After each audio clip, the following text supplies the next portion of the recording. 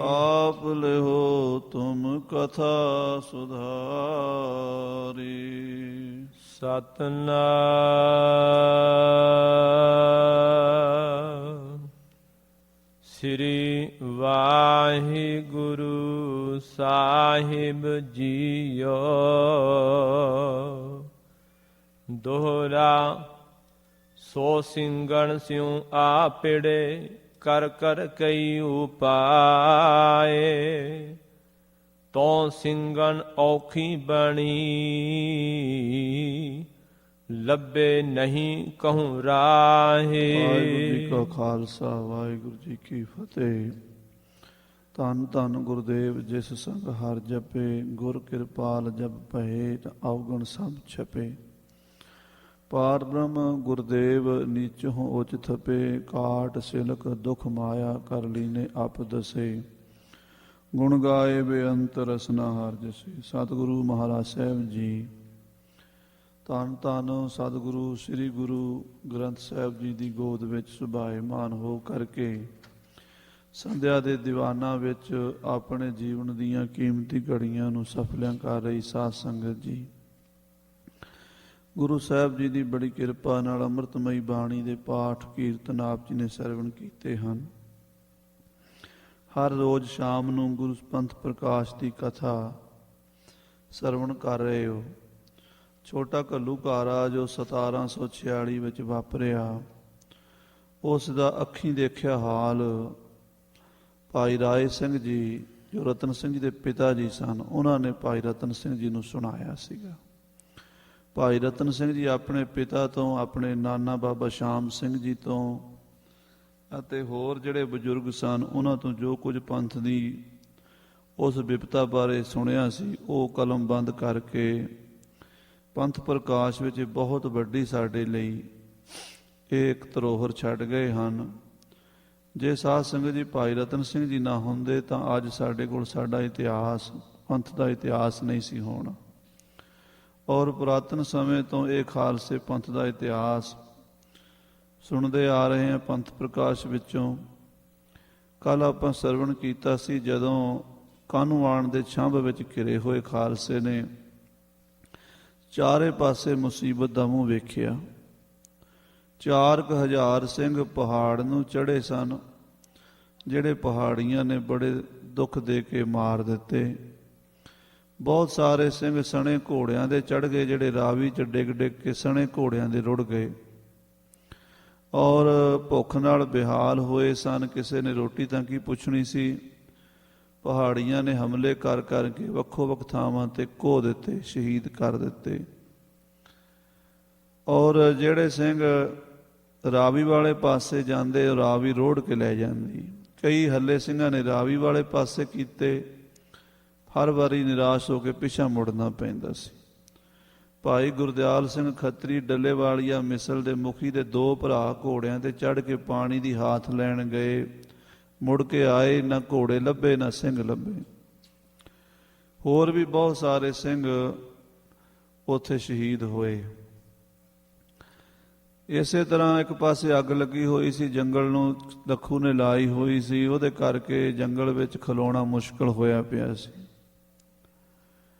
ਫਿਰ ਬਾਬਾ ਸੁੱਖਾ ਸਿੰਘ ਜੀ ਇਹ ਇਰਾਦਾ ਕਰਕੇ ਵੀ ਮੈਂ ਲੱਖੂ ਨੂੰ ਮਾਰ ਕੇ ਆਵਾਂ, ਫੌਜ ਦੇ 94 ਸਿੰਘ ਲੈ ਕੇ ਲੱਖੂ ਵੱਲ ਗਏ। ਪਰ ਲੱਖੂ ਦੀਆਂ ਤੋਪਾਂ ਦਾ ਗੋਲਾ ਭਾਈ ਸਾਹਿਬ ਸੁੱਖਾ ਸਿੰਘ ਦੇ ਪੱਟ 'ਤੇ ਲੱਗਣ ਕਰਕੇ ਉਹਨਾਂ ਦੀ ਪੱਟ ਤੋਂ ਲੱਤ ਜਿਹੜੀ ਸੀ ਚੂਰ ਹੋ ਗਈ, ਬੁਰੀ ਤਰ੍ਹਾਂ ਟੁੱਟ ਗਈ। ਆਪਣੀ ਲੱਤ ਨੂੰ ਘੋੜੇ ਦੇ ਕਾਠੀ ਦੇ ਹੰਨੇ ਨਾਲ ਬੰਨ੍ਹ ਕੇ ਦੁਸ਼ਮਣ ਨਾਲ ਲੜਦੇ ਰਹੇ। ਅਖੀਰ ਸੁੱਖਾ ਸਿੰਘ ਨੇ ਕਈ ਉਸ ਵੇਲੇ ਰਾਵਾਂ ਹੋ ਰਹੀਆਂ ਸਨ। ਕੋਈ ਕਹਿੰਦਾ ਸੀ ਪਹਾੜ ਨੂੰ ਚੜ੍ਹ ਚੱਲੀਏ, ਕੋਈ ਕਹਿੰਦਾ ਸੀ ਰਾਵੀ ਪਾਰ ਕਰਕੇ ਪੱਛਮੀ ਪੰਜਾਬ, ਜਿੱਧਰ ਅੱਜ ਕੱਲ੍ਹ ਆਪਾਂ ਕਹਿੰਦੇ ਹਾਂ ਪਾਕਿਸਤਾਨ ਦਾ ਏਰੀਆ, ਉੱਧਰ ਨਿਕਲ ਜਾਈਏ। ਕੋਈ ਕਹਿੰਦੇ ਸੀ ਵੀ, ਸੁੱਖਾ ਸਿੰਘ ਕਹਿੰਦਾ ਸੀ ਵੀ ਆਪਾਂ ਦੁਸ਼ਮਣ ਨਾਲ ਲੜ ਕੇ ਦੁਸ਼ਮਣ ਦੇ ਵਿੱਚੋਂ ਦੀ ਰਾਹ ਬਣਾਈਏ। ਜਦੋਂ ਕੋਈ ਚਾਰਾ ਨਾ ਚੱਲਿਆ, ਸਾਰਿਆਂ ਨੂੰ ਸੁੱਖਾ ਸਿੰਘ ਦੀ ਗੱਲ ਮੰਨਣੀ ਪਈ। ਇਹ ਲਗਭਗ 10-15 ਹਜ਼ਾਰ ਸਿੰਘਾਂ ਦਾ ਇੱਕ ਬੜਾ ਤਗੜਾ ਦਲ, ਘੋੜ ਸਵਾਰ ਪੈਦਲ ਦਾ, ਸਾਰੇ ਚੜ੍ਹਾ ਦਿੱਤੇ ਪਹਾੜ ਨੂੰ। ਜਿੰਨਾ ਚਿਰ ਉਹ ਪਹਾੜ ਵੱਲ ਨਹੀਂ ਗਏ ਜਾਂ ਉੱਪਰ ਨਹੀਂ ਚੜ ਸਕੇ, ਉਹਨਾਂ ਚਿਰ ਸਿੰਘ ਘੋੜਿਆਂ ਵਾਲੇ ਲੜਦੇ ਰਹੇ, ਰਸਤਾ ਰੋਕ ਕੇ ਦੁਸ਼ਮਣ ਦਾ ਖੜੇ ਰਹੇ, ਤਾਂ ਕਿ ਪੈਦਲ ਵਾਲੇ ਜਿਹੜੇ ਨੇ ਉਹ ਪਹਾੜ ਵੱਲ ਨਿਕਲ ਜਾਣ, ਘੋੜਸਵਾਰ ਮਾਲਵੇ ਨੂੰ ਨਿਕਲ ਜਾਣ। ਭਾਈ ਸਾਹਿਬ ਨੇ ਲਿਖਿਆ ਉੱਥੇ ਇਹੋ ਜਿਹਾ ਭਾਣਾ ਵਰਤਿਆ ਵੀ ਪਿਓ ਨੇ ਪੁੱਤਰ ਨੂੰ ਨਹੀਂ ਪਛਾਣਿਆ ਤੇ ਪੁੱਤਰ ਨੇ ਪਿਓ ਨੂੰ ਨਹੀਂ, ਕਿਸੇ ਦਾ ਮੂੰਹ ਜਿੱਧਰ ਆਇਆ ਉਧਰ ਨੂੰ ਲੋਕ ਚੱਲ ਪਏ। ਇਸ ਜੰਗ ਦੇ ਵਿੱਚ ਜਦੋਂ ਸਿੰਘ ਦੁਸ਼ਮਣ ਦੀ ਫੌਜ ਨੂੰ ਇੱਕ ਪਾਸੇ, ਜਿੱਧਰ ਦੁਸ਼ਮਣ ਦਾ ਮੋਰਚਾ ਕਮਜ਼ੋਰ ਸੀ, ਉਹਨੂੰ ਚੀਰ ਕੇ ਲੰਘੇ ਤਾਂ ਦੁਸ਼ਮਣ ਦੀ ਫੌਜ ਪਿੱਛੇ ਪੈ ਗਈ। ਜਿਹੜੇ ਸਿੰਘ ਸੁੱਖਾ ਸਿੰਘ ਦੇ ਨਾਲ ਅੱਗੇ ਅੱਗੇ ਸਨ ਉਹ ਤਾਂ ਕਾਫੀ ਅੱਗੇ ਆ ਗਏ, ਪਰ ਜਿਹੜੇ ਪਿੱਛੇ ਰਹਿ ਗਏ ਸਨ ਉਹ ਫੇਰ ਮਾਰੇ ਗਏ, ਘੇਰੇ 'ਚ ਆ ਗਏ, ਉਹ ਸਿੰਘ ਫੇਰ ਸ਼ਹੀਦ ਹੋ ਗਏ। ਯਾਨੀ ਛੋਟਾ ਘੱਲੂਘਾਰਾ ਜਿਹੜਾ ਸੀਗਾ, ਇਹ ਸ਼ਹੀਦੀਆਂ ਦਾ 1-2 ਦਿਨਾਂ ਦੇ ਅੰਦਰ ਅੰਦਰ ਹੀ ਸਾਧ ਸੰਗਤ ਜੀ ਇੰਨੀਆਂ ਮੌਤਾਂ ਹੋਈਆਂ, ਇੰਨੇ ਸ਼ਹੀਦ ਹੋਏ। ਹੁਣ ਉਸ ਤੋਂ ਅਗਲੀ ਕਥਾ ਸਰਵਣ ਕਰੀਏ, ਪਿਆਰ ਨਾਲ ਆਖੀਏ ਸਤਿਨਾਮ ਸ੍ਰੀ ਵਾਹਿਗੁਰੂ ਸਾਹਿਬ ਜੀ। ਸਤਿਨਾਮ ਸ੍ਰੀ ਵਾਹਿਗੁਰੂ ਸਾਹਿਬ ਜੀ। ਦੋਹਰਾ ਸੋ ਸਿੰਘਣ ਸਿਉ ਆਪਿੜੇ, ਕਰ ਕਰ ਕਈ ਉਪਾਏ। ਜਦੋਂ ਸਿੰਘ ਸਾਧ ਸੰਗਤ ਜੀ ਬੇਲੇ ਵਿੱਚ ਆ ਗਏ ਤੇ ਉੱਥੇ ਫੇਰ ਤੁਰਕਾਂ ਦੀ ਫੌਜ ਆ ਕੇ ਸਿੰਘਾਂ ਨਾਲ ਭਿੜ ਪਈ। ਤੋ ਸਿੰਘਨ ਔਖੀ ਬਣੀ, ਲੱਭੇ ਨਹੀਂ ਘੁਰਾਏ। ਸਿੰਘਾਂ ਨੂੰ ਬੜੀ ਔਖੀ ਬਣ ਗਈ, ਰਸਤਾ ਨਹੀਂ ਲੱਭਦਾ, ਕਿੱਧਰ ਜਾਈਏ ਹੁਣ। ਚੌਪਈ ਸੁੱਖਾ ਸਿੰਘ ਤਬ ਐਸੀ ਕਹੀ, ਭਾਈ ਸੁੱਖਾ ਸਿੰਘ ਜੀ ਨੇ ਸਾਰੇ ਖਾਲਸੇ ਨੂੰ ਉੱਚੀ ਆਵਾਜ਼ ਦੇ ਕੇ ਕਿਹਾ, ਬਿਨ ਮਾਰੇ ਹਮ ਬਚੇ ਸੋ ਨਹੀਂ। ਸਿੰਘੋ ਆਪਾਂ ਦੁਸ਼ਮਣ ਨਾਲ ਲੜ ਕੇ ਹੀ ਬਚ ਸਕਦੇ ਹਾਂ, ਦੁਸ਼ਮਣ ਨੂੰ ਮਾਰ ਕੇ ਹੀ ਬਚ ਸਕਦੇ ਹਾਂ, ਹੋਰ ਕੋਈ ਚਾਰਾ ਨਹੀਂ ਹੈ। ਜੇ ਆ ਬਿਨ ਕੋ ਲਈਐ ਮਾਰ, ਜੇ ਆਪਾਂ ਇਹ ਜਿਹੜੇ ਮੁਲਖਈਆ ਸਾਡੇ ਪਿੱਛੇ ਆਇਆ ਹੈ ਇਹਨੂੰ ਮਾਰ ਲਈਏ ਤੋ ਬੋਲੇ ਮੇ ਰਹੀਐ ਸੁਖਾਰ। ਤਾਂ ਇਸ ਵੇਲੇ 'ਚ ਆਪਾਂ ਸੌਖੇ ਰਹਿ ਸਕਦੇ ਹਾਂ, ਨਹੀਂ ਤਾਂ ਇਹ ਵੇਲੇ 'ਚ ਆਪਾਂ ਨੂੰ ਟਿਕਣ ਨਹੀਂ ਦੇਣਗੇ। ਜੇ ਹਮ ਤੇ ਇਹ ਹੋਏ ਨਾ ਮਾਰ, ਜੇ ਸਾਡੇ ਕੋਲੋਂ ਨਾ ਮਾਰੇ ਗਏ ਤੋ ਇਹ ਹਮ ਕੋ ਲੈ ਹੈ ਮਾਰ। ਤਾਂ ਇਹ ਸਾਨੂੰ ਮਾਰ ਲੈਣਗੇ। ਫਸੇ ਚੋਰ ਜਿਮ ਤਿਨ ਹੱਠ ਕੀਆ, ਉਹ ਸਾਧ ਸੰਗਤ ਜਿਵੇਂ ਚੋਰ ਫਸਿਆ ਹੋਵੇ ਤੇ ਹੱਠ ਕਰਦਾ ਨਾ, ਉਦਾਂ ਫਿਰ ਖਾਲਸਾ ਉਸ ਵੇਲੇ ਚਾਰੇ ਪਾਸਿਓਂ ਘਿਰ ਕੇ ਉਸ ਵੇਲੇ ਹੁੰਦਾ ਵੀ ਮਾਰ ਦਿਓ ਜਾਂ ਮਰ ਜਾਓ, ਫਿਰ ਹੱਠ ਕੀਤਾ ਖਾਲਸੇ ਨੇ। ਸਤਿਗੁਰ ਰਖਨੋ ਖਾਲਸੋ ਥੀਆ, ਕਿਉਂਕਿ ਮਹਾਰਾਜ ਜੀ ਨੇ ਉਹਨਾਂ ਸਿੰਘਾਂ ਦੀ ਜਾਨ ਬਚਾਣੀ ਸੀ ਤਾਂ ਉਹਨਾਂ ਨੂੰ ਹੌਸਲਾ ਦੇ ਦਿੱਤਾ। ਦੋਹਰਾ ਤੋ ਸਿੰਘ ਹੱਲਾ ਕਰ ਪੈ, ਜੱਟ ਚਲੇ ਸੋ ਅੱਗੇ ਲਾਗ। ਸਿੰਘਾਂ ਨੇ ਹੱਲਾ ਬੋਲ ਦਿੱਤਾ ਤੇ ਜਿਹੜੇ ਮੁਲਖਈਆ ਆਮ ਲੋਕ ਪਿੰਡਾਂ ਦੇ ਮੁਸਲਮਾਨ ਜੱਟ ਸਿੰਘਾਂ ਨੂੰ ਪਏ ਸੀਗੇ ਉਹ ਅੱਗੇ ਲਾ ਲਏ। ਜੋ ਲੱਭੇ ਸੋ ਖੋਲੈ, ਦੇ ਜਾਨ ਬਹੁ ਬਾਗ। ਉਹਨਾਂ ਕੋਲੋਂ ਜੋ ਘੋੜੇ ਸਨ ਜਾਂ ਸ਼ਸਤਰ ਉਹ ਸਿੰਘਾਂ ਨੇ ਖੋਹ ਲਏ ਤੇ ਜਿਹੜਾ ਤੇਗ ਦੀ ਥੱਲੇ ਆਇਆ ਝੜਕ ਦਿੱਤਾ ਤੇ ਜਿਹਨੇ ਹੱਥ ਜੋੜੇ ਉਹਨੂੰ ਕਿਹਾ ਦੌੜ ਜਾ ਹੁਣ। ਚੌਪਈ ਕਈ ਸੋ ਤਿਨ ਕੀ ਘੋੜੀ ਲਈ, ਉਸ ਮੁਲਖਈਏ ਦੀਆਂ ਘੋੜੀਆਂ ਸਿੰਘਾਂ ਨੇ ਖੋਹ ਲਈਆਂ। ਬਸਤਰ ਸ਼ਸਤਰ ਤੇ ਗਏ ਕਈ, ਔਰ ਕਈਆਂ ਦੇ ਬਸਤਰ ਸ਼ਸਤਰ ਖੋਹ ਲਏ ਸਾਰੇ। ਫੇਰ ਸਿੰਘ ਹੋਏ ਤੁਰੇ ਸੁਖਾਰੇ, ਸਿੰਘਾਂ ਦਾ ਰਾਹ ਸਾਫ਼ ਹੋ ਗਿਆ ਤੇ ਸਿੰਘ ਸੌਖੇ ਹੋ ਕੇ ਤੁਰ ਪਏ। ਜੋ ਲੜਨ ਵਾਰੇ ਤੇ ਸਭ ਹਾਰੇ, ਜਿਹੜੇ ਲੜਨ ਵਾਲੇ ਸਿੰਘਾਂ ਨਾਲ ਆਏ ਸੀਗੇ ਉਹ ਸਭ ਹਾਰ ਕੇ ਭੱਜ ਗਏ। ਕਿਚਕ ਸਿੰਘਨ ਕੋ ਬੇਹਲ ਪਇਓ, ਥੋੜੇ ਜਿਹੇ ਸਮੇਂ ਲਈ ਐਵੇਂ 20-25 ਮਿੰਟ ਅੱਧੇ ਘੰਟੇ ਦੀ ਵੇਲ ਮਿਲੀ ਖਾਲਸੇ ਨੂੰ।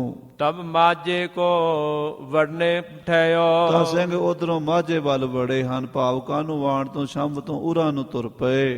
ਤੇ ਫਿਰ ਸਿੰਘਨ ਕਰੀ ਸਲਾਹ, ਫਿਰ ਸਿੰਘਾਂ ਨੇ ਇਦਾਂ ਸਲਾਹ ਕੀਤੀ ਸੁੱਖਾ ਸਿੰਘ ਨਾਲ, ਆਗੇ ਦੇਸ ਰਾਮੇ ਕੋ ਵਾਹੇ। ਕਿ ਅੱਗੇ ਰਾਮੇ ਦਾ ਦੇਸ਼ ਆ ਗਿਆ ਹੈ। ਉਹ ਰਾਮੇ ਰੰਧਾਵੇ ਵਾਲਾ ਜਿਹੜਾ ਇਲਾਕਾ ਹੈ ਨਾ, ਉਹ ਸਾਧ ਸੰਗਤ ਜੀ ਜਿਹੜੇ ਗੁਰਦਾਸਪੁਰ ਬਟਾਲੇ ਦੇ ਉਸ ਇਲਾਕੇ ਵਿੱਚ ਜਿੱਧਰ ਇਹ ਪਿੰਡ ਪੈਂਦੇ ਹਨ, ਘਣੀਏ ਕੇ ਬਾਂਗਰ ਆਦਿ, ਜਿਹੜੇ ਇਸ ਇਲਾਕੇ ਵਿੱਚ। ਹਾਂਜੀ, ਸਿੰਘ ਕਹੇ ਅਬ ਟਪਿਆ ਦਰਿਆਓ, ਸਿੰਘ ਕਹਿੰਦੇ ਹੁਣ ਆਪਾਂ ਦਰਿਆ ਟੱਪ ਚੱਲੀਏ। ਕਿਉ ਉਦਮ ਤਬ ਲਖਨੇ ਕਾਉ, ਸਿੰਘਾਂ ਨੇ ਲਖਣ ਇਥੋਂ ਨਿਕਲਣ ਦਾ ਇਰਾਦਾ ਕੀਤਾ। ਰਾਮਾ ਜਿਹੜਾ ਸੀ ਖਾਲਸੇ ਦਾ ਬੜਾ ਵੈਰੀ ਸੀਗਾ। ਉਦੋਂ ਇਹ ਕਹਾਵਤ ਪੰਥ ਵਿੱਚ ਸੁਣੀ ਜਾਂਦੀ ਸੀ, ਰਾਮੇ ਕੇ ਦੇਸ਼ ਨਾ ਜਾਈਓ, ਰਾਮੇ ਦੇ ਦੇਸ਼ ਨਾ ਜਾਇਆ ਜੇ, ਰਾਮਾ ਬਹੁਤ ਵੈਰੀ ਸੀ ਖਾਲਸੇ ਦਾ। ਹਾਂਜੀ, ਸਿਖਰ ਦੁਪਹਿਰੀ ਤੀਰ ਦਰਿਆਏ, ਸਾਧ ਸੰਗਤ ਜੀ ਗਰਮੀ ਬੜੀ ਸੀਗੀ। ਸਿਖਰ ਦੁਪਹਿਰ ਤੇ ਗਰਮੀ ਵੀ ਮਈ ਦਾ ਮਹੀਨਾ ਸੀਗਾ ਤੇ ਦਰਿਆ ਦਾ ਕਿਨਾਰਾ ਸੀਗਾ। ਟਿਬ ਖਿਬ ਕੇ ਤੁਲੇ ਬਣਾਏ। ਪੈਰਾਂ 'ਚ ਜੁੱਤੀ ਤਾਂ ਕਿਸੇ ਦੇ ਹੁੰਦੀ ਨਹੀਂ ਸੀ, ਬੜੀ ਮੁਸ਼ਕਲ ਆ ਉਹਨਾਂ ਦਿਨਾਂ 'ਚ ਜੁੱਤੀ ਮਿਲਦੀ ਸੀ।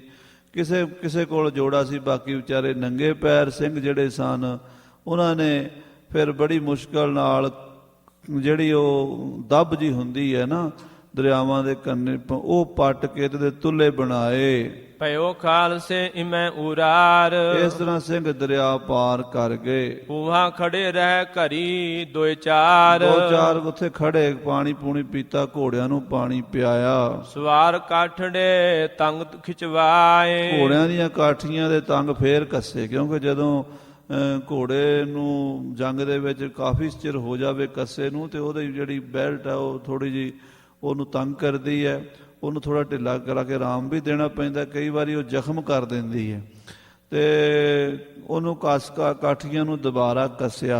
ਹਾਂਜੀ। ਤੁਰੋ ਸਿੰਘ ਤੋਂ ਅਗਲੇ ਦਾਏ। ਫਿਰ ਸਿੰਘ ਤੁਰ ਪਏ ਘੋੜਿਆਂ ਨੂੰ ਪਾਣੀ ਪਿਆ ਕੇ। ਦੋਹਰਾ ਜੋ ਰਿਓ ਸੋ ਥੋ ਸਿੰਘਨ ਪੈ ਸੋ ਡੁੱਬਿਓ ਦਰਿਆਏ। ਸਾਧ ਸੰਗਤ ਜੀ, ਜਿਹੜੇ ਸਿੰਘਾਂ ਦੇ ਨਾਲ ਕਈ ਸਿੰਘ ਡੁੱਬ ਗਏ ਦਰਿਆ ਦੇ ਵਿੱਚ। ਅੱਗੇ ਤਤੇ ਰੇਤ ਸੋ ਜਲੇ ਸੋ ਨੰਗੇ ਪਾਏ। ਫਿਰ ਅੱਗੋਂ ਜਿਹੜੇ ਪੈਦਲ ਸਨ ਉਹਨਾਂ ਵਿਚਾਰਿਆਂ ਦੇ ਜੇ ਘੋੜੇ ਡੁੱਟ ਗਏ ਜਾਂ ਮਰ ਗਏ, ਕਈਆਂ ਦੇ ਸ਼ਹੀਦ ਹੋ ਗਏ, ਉਹ ਨੰਗੇ ਪੈਰ ਜੋੜੇ ਤੋਂ ਬਿਨਾਂ ਦਰਿਆ ਦੇ ਕਿਨਾਰੇ ਤੁਰਨਾ ਬੜਾ ਔਖਾ ਹੋ ਜਾਂਦਾ। ਰੇਤ ਫਿਰ ਬੜੀ ਤੱਤੀ ਸਾੜਦੀ ਸੀ ਪੈਰਾਂ ਨੂੰ। ਚੌਪਈ ਬੌਸੋ ਕਣੀ ਬਰੇਤੀ ਆਈ। ਬੜੀ ਘਣੀ ਬਰੇਤੀ ਆ ਗਈ ਬਹੁਤ, ਕਿਉਂਕਿ ਦਰਿਆਵਾਂ ਦੇ ਤੁਹਾਨੂੰ ਪਤਾ ਵੀ 5-5 7-7 ਮੀਲ ਤਾਂ ਦਰਿਆ ਦੇ ਆਲੇ ਦੁਆਲੇ ਰੇਤਾ ਹੁੰਦਾ ਹੀ ਹੁੰਦਾ। ਤੋ ਇੰਨਾ ਸਮਾਂ 5-4 ਮੀਲ ਤੁਰਨਾ ਪੈ ਜੇ ਰੇਤੇ ਨੰਗੇ ਪੈਰੀ ਗਰਮੀ ਦੇ ਦਿਨਾਂ 'ਚ ਬਹੁਤ ਮੁਸ਼ਕਲ। ਹਾਂਜੀ। ਜਨਕ ਤਤੀ ਤਵੀ ਵਿਛਾਈ। ਏਦਾਂ ਸੀ ਵੀ ਜਿਵੇਂ ਤੱਤੀ ਤਵੀ ਸਿੰਘਾਂ ਦੇ ਪੈਰਾਂ ਥੱਲੇ ਕੁਦਰਤ ਨੇ ਵਿਛਾ ਦਿੱਤੀ ਸੀ। ਉਸ ਸਭ ਸਿੰਘਾਂ ਨੇ ਕੱਪੜੇ ਪਾੜੇ। ਉਸ ਵੇਲੇ ਜੋੜੇ ਤਾਂ ਹੈ ਨਹੀਂ ਸੀ, ਆਪਣੇ ਤਨ ਦੇ ਜਿਹੜੇ ਮਾੜੇ ਮੋਟੇ ਕੱਪੜੇ ਸਨ ਉਹ ਪਾੜ ਕੇ। ਪੈਰੀ ਬੰਦੇ ਬਚੇ ਨੈ ਸਾੜੇ। ਉਹ ਪੈਰਾਂ ਨੂੰ ਬੰਨ ਕੇ ਤੁਰਦੇ, ਲੀਰਾਂ ਬੰਨ ਕੇ ਪੈਰਾਂ ਦੇ ਨਾਲ ਵੀ ਪੈਰ ਨਾ ਸੜਨ, ਪਰ ਉਹ ਕੱਪੜਾ ਵੀ ਕਿੰਨਾ ਚਿਰ ਰੇਤੇ ਤੋਂ ਬਚਾਉਂਦਾ ਹੈ। ਹਾਂਜੀ। ਦੋਹਰਾ ਚਰਨ ਲਪੇਟਨ ਕੋ ਤੋਂ ਬੈਠੇ ਥਲੇ ਟਿਕਾਏ। ਕਹਿੰਦੇ ਜਦੋਂ ਸਿੰਘ ਪੈਰਾਂ ਨੂੰ ਕੱਪੜਾ ਬੰਨਣ ਵਾਸਤੇ ਜ਼ਮੀਨ ਤੇ ਬੈਠਦੇ ਸਨ ਤਾਂ ਥੱਲੇ ਬੈਠਿਆ ਵੀ ਨਹੀਂ ਸੀ ਜਾਂਦਾ। ਤਿਨ ਕੇ ਥੱਲੇ ਜਾਏ ਜਲ ਕਰੈ ਸਿੰਘ ਹਾਏ ਹਾਏ। ਉਹ ਥੱਲੇ ਸਾਧ ਸੰਗਤ ਜੀ ਉਹ ਸਰੀਰ ਨੂੰ ਰੇਤਾ ਸਾੜਦਾ, ਬਹਿਣ ਨੂੰ ਨਾ ਬਹਿਣ ਜੋਗੇ ਰੇਤੇ 'ਚ ਤੇ ਨਾ ਖਲੋਣ ਜੋਗੇ ਸਨ। ਖਲੋਈਏ ਦੇ ਪੈਰ ਸੜਦੇ, ਬਹਿੰਦੇ ਤੇ ਪਿੱਛਾ ਸੜਦਾ। ਹਾਂਜੀ। ਚੌਪਈ ਇਸ ਬਿਦ ਸਿੰਘ ਉਤਰੇ ਦਰਿਆਏ। ਇਸ ਤਰ੍ਹਾਂ ਸਿੰਘ ਦਰਿਆ ਤੋਂ ਸਾਧ ਸੰਗਤ ਜੀ ਪਾਰ ਉਤਰੇ ਹਨ। ਬੜੇ ਸਿੰਘ ਮਾਝੇ ਮੇ ਆਏ। ਮਾਝੇ 'ਚ ਆ ਵੜੇ ਹਨ। ਫੇਰ ਲੰਗੇ ਜਾਏ ਦੋਇ ਦਰਿਆਏ। ਫਿਰ ਜਿਹੜੇ ਦੋ ਦਰਿਆ ਹਨ ਭਾਵ ਸਤਲੁਜ ਤੇ ਬਿਆਸਾ, ਉਹਨਾਂ ਨੂੰ ਪਾਰ ਕੀਤਾ ਹਰੀਕੇ ਵਾਲੇ ਪਾਸਿਓਂ। ਹਿਮਕਰ ਪੂਜੇ ਜੰਗਲ ਜਾਏ। ਬੜੀ ਮੁਸ਼ਕਲ ਨਾਲ ਇੱਕ ਪਹਿਲਾਂ ਰਾਵੀ ਵਾਲਾ ਬਰੇਤੀ ਪਟੱਪੀ, ਫਿਰ ਆ ਗਏ ਬਰੇਤੀ ਟੱਪੀ ਬਿਆਸਾ ਤੇ ਸਤਲੁਜ ਦੀ, ਫਿਰ ਮਾਝੇ ਤੋਂ ਮਾਲਵੇ ਦੇ ਵਿੱਚ ਸਿੰਘ ਵੜੇ। ਜੰਗਲ ਦੇਸ਼ ਜਿਹਨੂੰ ਆਪਾਂ ਕਹਿੰਦੇ, ਪੁਰਾਣੇ ਜ਼ਮਾਨੇ ਜਿਹਨੂੰ ਜੰਗਲ ਕਹਿੰਦੇ ਸੀ, ਹੁਣ ਮਾਲਵਾ 10ਵੇਂ ਪਾਤਸ਼ਾਹ ਨੇ ਜਦੋਂ ਚਰਨ ਪਾਏ ਨਾ ਇੱਥੇ, ਤੇ ਗੁਰੂ ਕਲਗੀਧਰ ਪਾਤਸ਼ਾਹ ਜੀ ਨੇ ਜਦੋਂ ਚੌਧਰੀ ਸ਼ਮੀਰ ਨੇ ਗੁਰੂ ਸਾਹਿਬ ਨੂੰ ਪ੍ਰਸ਼ਾਦਾ ਛਕਾਇਆ, 3 ਮਹੀਨੇ ਮਹਾਰਾਜ ਉੱਥੇ ਰਹੇ, ਤੇ ਚੌਧਰੀ ਸ਼ਮੀਰ ਕਲਗੀਧਰ ਪਾਤਸ਼ਾਹ ਜੀ ਨੂੰ ਕਹਿੰਦਾ ਮਹਾਰਾਜ ਮੇਰੇ ਤੇ ਕਿਰਪਾ ਕਰੋ, ਆਪਣਾ ਸੀਤ ਪ੍ਰਸ਼ਾਦ ਦੇ ਦਿਓ ਛਕਣ ਵਾਸਤੇ। ਮਹਾਰਾਜ ਨੇ 2 ਪ੍ਰਸ਼ਾਦੇ ਦੇ ਦਿੱਤੇ। ਮਹਾਰਾਜ ਕਹਿੰਦੇ ਇੱਥੇ ਹੀ ਛਕ ਲੈ। ਜਦੋਂ ਘਰ ਲੈ ਕੇ ਗਿਆ ਤੇ ਉਹਦਾ ਇੱਕ ਮਾਮਾ ਸੀ ਸਖੀ ਸਰਵਰ ਨੂੰ ਮੰਨਣ ਵਾਲਾ, ਉਹ ਕਹਿੰਦਾ ਇਹ ਗੁਰੂ ਗੋਬਿੰਦ ਸਿੰਘ ਦਾ ਸੀਤ ਪ੍ਰਸ਼ਾਦ ਆਪਾਂ ਨਹੀਂ ਖਾਣਾ, ਲਾਲਾਂ ਵਾਲਾ ਰੁੱਸ ਜਾਏਗਾ। ਉਹਨੇ ਉਹ ਪ੍ਰਸ਼ਾਦ ਧਰਤੀ 'ਚ ਦਬਾ ਦਿੱਤਾ। ਜਦੋਂ ਸਤਿਗੁਰਾਂ ਕੋਲ ਵਾਪਸ ਆਏ ਸ਼ਮੀਰ ਚੌਧਰੀ ਅਗਲੇ ਦਿਨ ਪ੍ਰਸ਼ਾਦਾ ਲੈ ਕੇ, ਤੇ ਮਹਾਰਾਜ ਕਹਿੰਦੇ ਚੌਧਰੀ ਪ੍ਰਸ਼ਾਦਾ ਛਕ ਲਿਆ ਸੀ? ਕਹਿੰਦਾ ਜੀ ਮਾਮਾ ਬੜਾ ਮੇਰਾ ਕੁਪਤਾ, ਉਹਨੇ ਮੈਨੂੰ ਖਾਣ ਨਹੀਂ ਦਿੱਤਾ, ਸਾਰੇ ਟੱਬਰ ਨੂੰ ਮੈਂ ਛਕਾਉਣਾ ਚਾਹੁੰਦਾ ਸੀ। ਉਹ ਕਹਿੰਦਾ ਮੈਂ ਰੁੱਸ ਕੇ ਚਲਾ ਜਾਵਾਂਗਾ, ਕਿਉਂਕਿ ਮਾਮੇ ਨੇ ਪਾਲੇ ਸੀ ਚੌਧਰੀ ਸ਼ਮੀਰ ਹੋਰੀ, ਪਿਓ ਇਹਨਾਂ ਦਾ ਛੋਟਿਆਂ ਨੂੰ ਛੱਡ ਕੇ ਮਰ ਗਿਆ ਸੀਗਾ। ਤੇ ਉਹ ਕਹਿੰਦਾ ਵੀ ਜੇ ਤੁਸੀਂ ਮੇਰਾ ਕਹਿਣਾ ਨਹੀਂ ਮੰਨਿਆ ਤੇ ਮੈਂ ਤੁਹਾਡੇ ਘਰ ਰਹਿਣਾ ਕੋਈ ਨਹੀਂ। ਤੇ ਉਹਨੇ ਰੋਟੀ ਤੁਹਾਡੀ ਮਹਾਰਾਜ ਜੀ ਜ਼ਮੀਨ 'ਚ ਦੱਬ ਦਿੱਤੀ। ਤੇ ਮਹਾਰਾਜ ਕਹਿੰਦੇ ਚਲੋ ਚੰਗਾ ਆ, ਮਾਲਵੇ ਦੀ ਧਰਤੀ ਭੁੱਖੀ ਰੱਜ ਗਈ ਹੈ। ਆਖੋ ਸ੍ਰੀ ਵਾਹਿਗੁਰੂ। ਇਹ ਕਲਗੀਧਰ ਪਾਤਸ਼ਾਹ ਦਾ ਸੀਤ ਪ੍ਰਸ਼ਾਦ ਛਕਿਆ ਧਰਤੀ ਨੇ। ਮਾਲਵੇ ਜੰਗਲ ਦੇਸ਼ ਦੀ ਧਰਤੀ ਇੰਨੀ ਰੱਜੀ ਹੈ ਕਿ ਅੱਜ ਕਿਸੇ ਚੀਜ਼ ਦੀ ਉੱਥੇ ਕਮੀ ਨਹੀਂ ਰਹੀ। ਉੱਥੇ ਜੰਗਲ ਦੇਸ਼ ਵਿੱਚ ਖਾਲਸਾ ਪਹੁੰਚ ਗਿਆ ਹੈ ਜੈਤੋ ਕੇ ਉਹਾਂ ਗ੍ਰਾਮ। ਉੱਥੇ ਸਾਧ ਸੰਗਤ ਜੀ ਜੈਤੋ ਕੇ ਗ੍ਰਾਮ, ਜੈਤੋ ਸੁਣਿਆ ਤੁਸੀਂ, ਜੈਤੋ ਦਾ ਮੋਰਚਾ ਵੀ ਲੱਗਾ ਸੀਗਾ। ਇਹ ਜਿਹੜਾ ਇਲਾਕਾ ਹੈ ਸਾਰਾ ਬਹੁਤ ਵੱਡਾ, ਬਠਿੰਡੇ ਦਾ ਭਗਤਾ ਭਾਈ ਕਾ, ਬਾਜਾ ਖਾਨਾ, ਬਰਨਾਲਾ, ਜੈਤੋ, ਮਾਨਸੇ ਤੱਕ, ਅੱਗੇ ਫਿਰ ਬਠਿੰਡੇ ਤੋਂ ਦਮਦਮੇ ਸਾਹ ਵਾਲਾ ਪਾਸਾ, ਇਹ ਸਾਰਾ ਮਾਲਵਾ ਦੇਸ਼ ਜੰਗਲ ਦੇਸ਼। ਇੱਥੇ ਖਾਲਸੇ ਦੀਆਂ ਫੌਜਾਂ ਪਹੁੰਚ ਗਈਆਂ। ਉਤਰੇ ਸਿੰਘ ਕਰ ਉਹਾਂ ਥਾਮ। ਉੱਥੇ ਪਿੰਡਾਂ ਦੇ ਵਿੱਚ ਕਿਸੇ ਪਿੰਡ 'ਚ 5, ਕਿਸੇ ਪਿੰਡ 'ਚ 10 ਸਿੰਘ ਉਤਰੇ ਹਨ, ਤਾਂ ਕਿ ਪਿੰਡਾਂ ਵਾਲਿਆਂ ਨੂੰ ਔਖ ਨਾ ਹੋਵੇ। ਘੋੜਿਆਂ ਨੂੰ ਘਾਹ ਪੱਠਾ ਵੀ ਚਾਹੀਦਾ ਸੀਗਾ, ਤੇ ਇੱਕ ਪਿੰਡ 'ਚ ਜੇ ਬਹੁਤੇ ਘੋੜੇ ਆ ਜਾਣ, ਸਾਰੇ ਪਿੰਡ ਦੇ ਪੱਠੇ ਉਹੀ ਖਾ ਜਾਣ, ਤੇ ਪਿੰਡ ਵਾਲੇ ਕੀ ਕਰਨਗੇ? 1-2 ਦਿਨ ਤੇ ਰਹਿਣਾ ਨਹੀਂ ਸੀ, ਕਿਉਂਕਿ ਸੱਟਾਂ ਲੱਗੀਆਂ ਹੋਈਆਂ ਸਨ ਸਿੰਘਾਂ ਨੂੰ। ਮਾਲਵੇ ਦੇ ਸਿੰਘਾਂ ਨੇ ਜੀ ਆਇਆਂ ਨੂੰ ਆਖਿਆ, ਤੇ ਕਿਸੇ ਪਿੰਡ ਵਿੱਚ 10, ਕਿਸੇ 'ਚ 5 ਸਿੰਘਾਂ ਦੇ ਉਤਾਰੇ ਕਰਵਾ ਦਿੱਤੇ। ਸੁੱਖਾ ਸਿੰਘ ਤੈ ਟੰ ਖੁਲਾਏ। ਜੈਤੋ ਪਿੰਡ 'ਚ ਉਤਰਿਆ ਸੁੱਖਾ ਸਿੰਘ। ਸੁੱਖਾ ਸਿੰਘ ਨੇ ਉੱਥੇ ਆਪਣੀ ਲੱਤ ਜਿਹੜੀ ਘੋੜੇ ਦੇ ਹੰਨੇ ਨਾਲ ਬੰਨੀ ਹੋਈ ਸੀ, ਲਗਭਗ 400 ਕਿਲੋਮੀਟਰ ਘੋੜੇ ਤੇ ਆਇਆ, ਤੇ ਸਾਧ ਸੰਗਤ ਦੀ ਲੱਤ ਬੰਨੀ ਬਣਾਈ। ਬੜਾ ਹੌਸਲਾ ਸਿੰਘ ਦਾ। ਉੱਥੇ ਆ ਕੇ ਉਹਨੇ ਆਪਣੀ ਪੱਟ ਖੁਲਵਾਇਆ ਤੇ ਘੋੜੇ ਤੋਂ ਉਹਨੂੰ ਥੱਲੇ ਲਾਹ ਕੇ ਮੰਜੇ ਤੇ ਪਾਇਆ। ਸੱਦ ਸਿਆਣੇ ਬੈਦ ਲਗਾਏ। ਸਿਆਣੇ ਹੱਡੀਆਂ ਬੰਨਣ ਵਾਲੇ ਜਿਹੜੇ ਹੁੰਦੇ ਐ, ਉਹਨਾਂ ਨੂੰ ਸੱਦਿਆ। ਉਹਨਾਂ ਨੇ ਉਹ ਹੱਡੀ ਦਾ ਕਾਫੀ ਚੂਰਾ ਹੋ ਚੁੱਕੀ ਸੀ, ਤੋਪ ਦਾ ਗੋਲਾ ਲੱਗਾ ਸੀਗਾ, ਬੜੀ ਮੁਸ਼ਕਲ ਨਾਲ ਉਹਦਾ ਇਲਾਜ ਕੀਤਾ। ਤੇਲ ਪਾਏ ਟੰਗ ਤਰੀ ਪਨਾਰੇ। ਉਹਨਾਂ ਦਿਨਾਂ ਦੇ ਵਿੱਚ ਤੇਲ ਪਾ ਕੇ ਬੰਨਿਆ ਕਰਦੇ ਸੀਗੇ, ਇਹੀ ਸਾਧਨ ਹੁੰਦੇ ਸੀ, ਤੇ ਲੋਕਾਂ 'ਚ ਸੱਤ ਹੁੰਦਾ ਸੀ ਵੀ ਛੇਤੀ ਰਾਜੀ ਹੋ ਜਾਂਦੇ ਸਨ। ਬਾਬਾ ਸੁੱਖਾ ਸਿੰਘ ਜੀ ਥੋੜੇ ਦਿਨਾਂ ਵਿੱਚ ਰਾਜੀ ਹੋ ਗਏ। ਪੈ ਮੰਜੇ ਸਿੰਘ ਮਣੀਆਂ ਹਾਰੇ। ਕਹਿੰਦੇ 6 ਮਹੀਨੇ ਲਗਭਗ ਉਹਨੂੰ ਮੰਜੇ ਤੇ ਪਿਆ ਲੰਘੇ, ਕਿਉਂਕਿ ਲੱਤ ਬਹੁਤ ਬੁਰੀ ਤਰ੍ਹਾਂ ਟੁੱਟੀ ਸੀਗੀ। ਹੌਲੇ ਹੌਲੇ ਉਹ ਕਾਮਯਾਬ ਹੋ ਗਿਆ ਸੁੱਖਾ ਸਿੰਘ। ਫਿਰ ਕਾਰੀਗਰ ਕਰੀ ਤਿਆਰੇ। ਫਿਰ ਕਾਰੀਗਰ ਨੇ ਤਿਆਰੀ ਕਰ ਦਿੱਤੀ, ਲੱਤ ਠੀਕ ਕਰ ਦਿੱਤੀ। ਮਹੀਨੇ 5-6 ਪੂਜੇ ਸਾਰੇ। 5-6 ਮਹੀਨਿਆਂ 'ਚ ਸੁੱਖਾ ਸਿੰਘ ਤੁਰਨ ਜੋਗਾ ਹੋ ਗਿਆ। ਤੇ ਉਸ ਤੋਂ ਬਾਅਦ ਹੋਰ ਵੀ ਜਿਹੜੇ ਸਿੰਘ ਜ਼ਖਮੀ ਸਨ, ਉਹ ਕਿਸੇ ਪਿੰਡ 'ਚ 2, ਕਿਸੇ ਪਿੰਡ 'ਚ 4 ਇੱਦਾਂ ਬੈਠੇ ਹੋਏ ਸਨ। ਮਾਲਵੇ ਦੀਆਂ ਜਿਹੜੀਆਂ ਸੰਗਤਾਂ ਸਨ, ਸਿੰਘ ਸਨ, ਉਹ ਉਦੋਂ ਸੇਵਾ ਕਰਿਆ ਕਰਦੇ ਸਨ। ਫਿਰ ਸਿੰਘ ਮੱਜਨ ਕਰ ਸ਼ਸਤਰ ਪਹਿਰੇ। ਫਿਰ ਭਾਈ ਸੁੱਖਾ ਸਿੰਘ ਜੀ ਤੁਰਨ ਫਿਰਨ ਜੋਗੇ ਹੋਏ। ਜਦੋਂ ਇਸ਼ਨਾਨ ਪਾਣੀ ਕੀਤਾ ਤੇ ਫਿਰ ਉਹਨਾਂ ਨੇ ਸ਼ਸਤਰ ਸਜਾ ਲਏ। ਚੜਿਓ ਘੋੜੇ ਮੁਖ ਉਸੀ ਲਹਿਰੇ। ਉਸੇ ਲਹਿਰ ਵਿੱਚ ਜਿਵੇਂ ਪਹਿਲਾਂ ਤਿਆਰ ਬਰ ਤਿਆਰ ਸੀਗਾ, ਫਿਰ ਘੋੜਸਵਾਰ ਹੋ ਗਿਆ ਸਿੰਘ।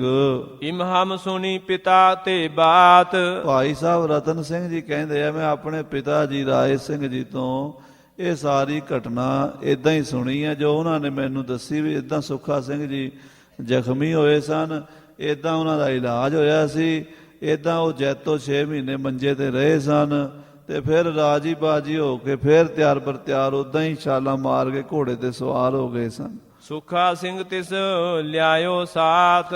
ਸੁੱਖਾ ਸਿੰਘ ਮੇਰੇ ਪਿਤਾ ਨੂੰ ਨਾਲ ਲੈ ਕੇ ਆਇਆ ਸੀ ਛੋਟੇ ਘੱਲੂ ਘਾਰੇ ਵਿੱਚ। ਇਹ ਗੱਲ ਵੀ ਭਾਈ ਸਾਹਿਬ ਲਿਖ ਰਹੇ ਆ ਵੀ ਮੇਰਾ ਪਿਤਾ ਜਿਹੜਾ ਸੀ, ਉਹ ਆਪਣੇ ਸੁੱਖਾ ਸਿੰਘ ਨੂੰ ਆਪਣਾ ਤਾਇਆ ਜਾਂ ਚਾਚਾ ਸਮਝ ਕੇ ਰੱਖਦਾ ਸੀ, ਉਹ ਉਹਨੂੰ ਪੁੱਤਰਾਂ ਦੀ ਤਰ੍ਹਾਂ ਸਮਝਦੇ ਸਨ।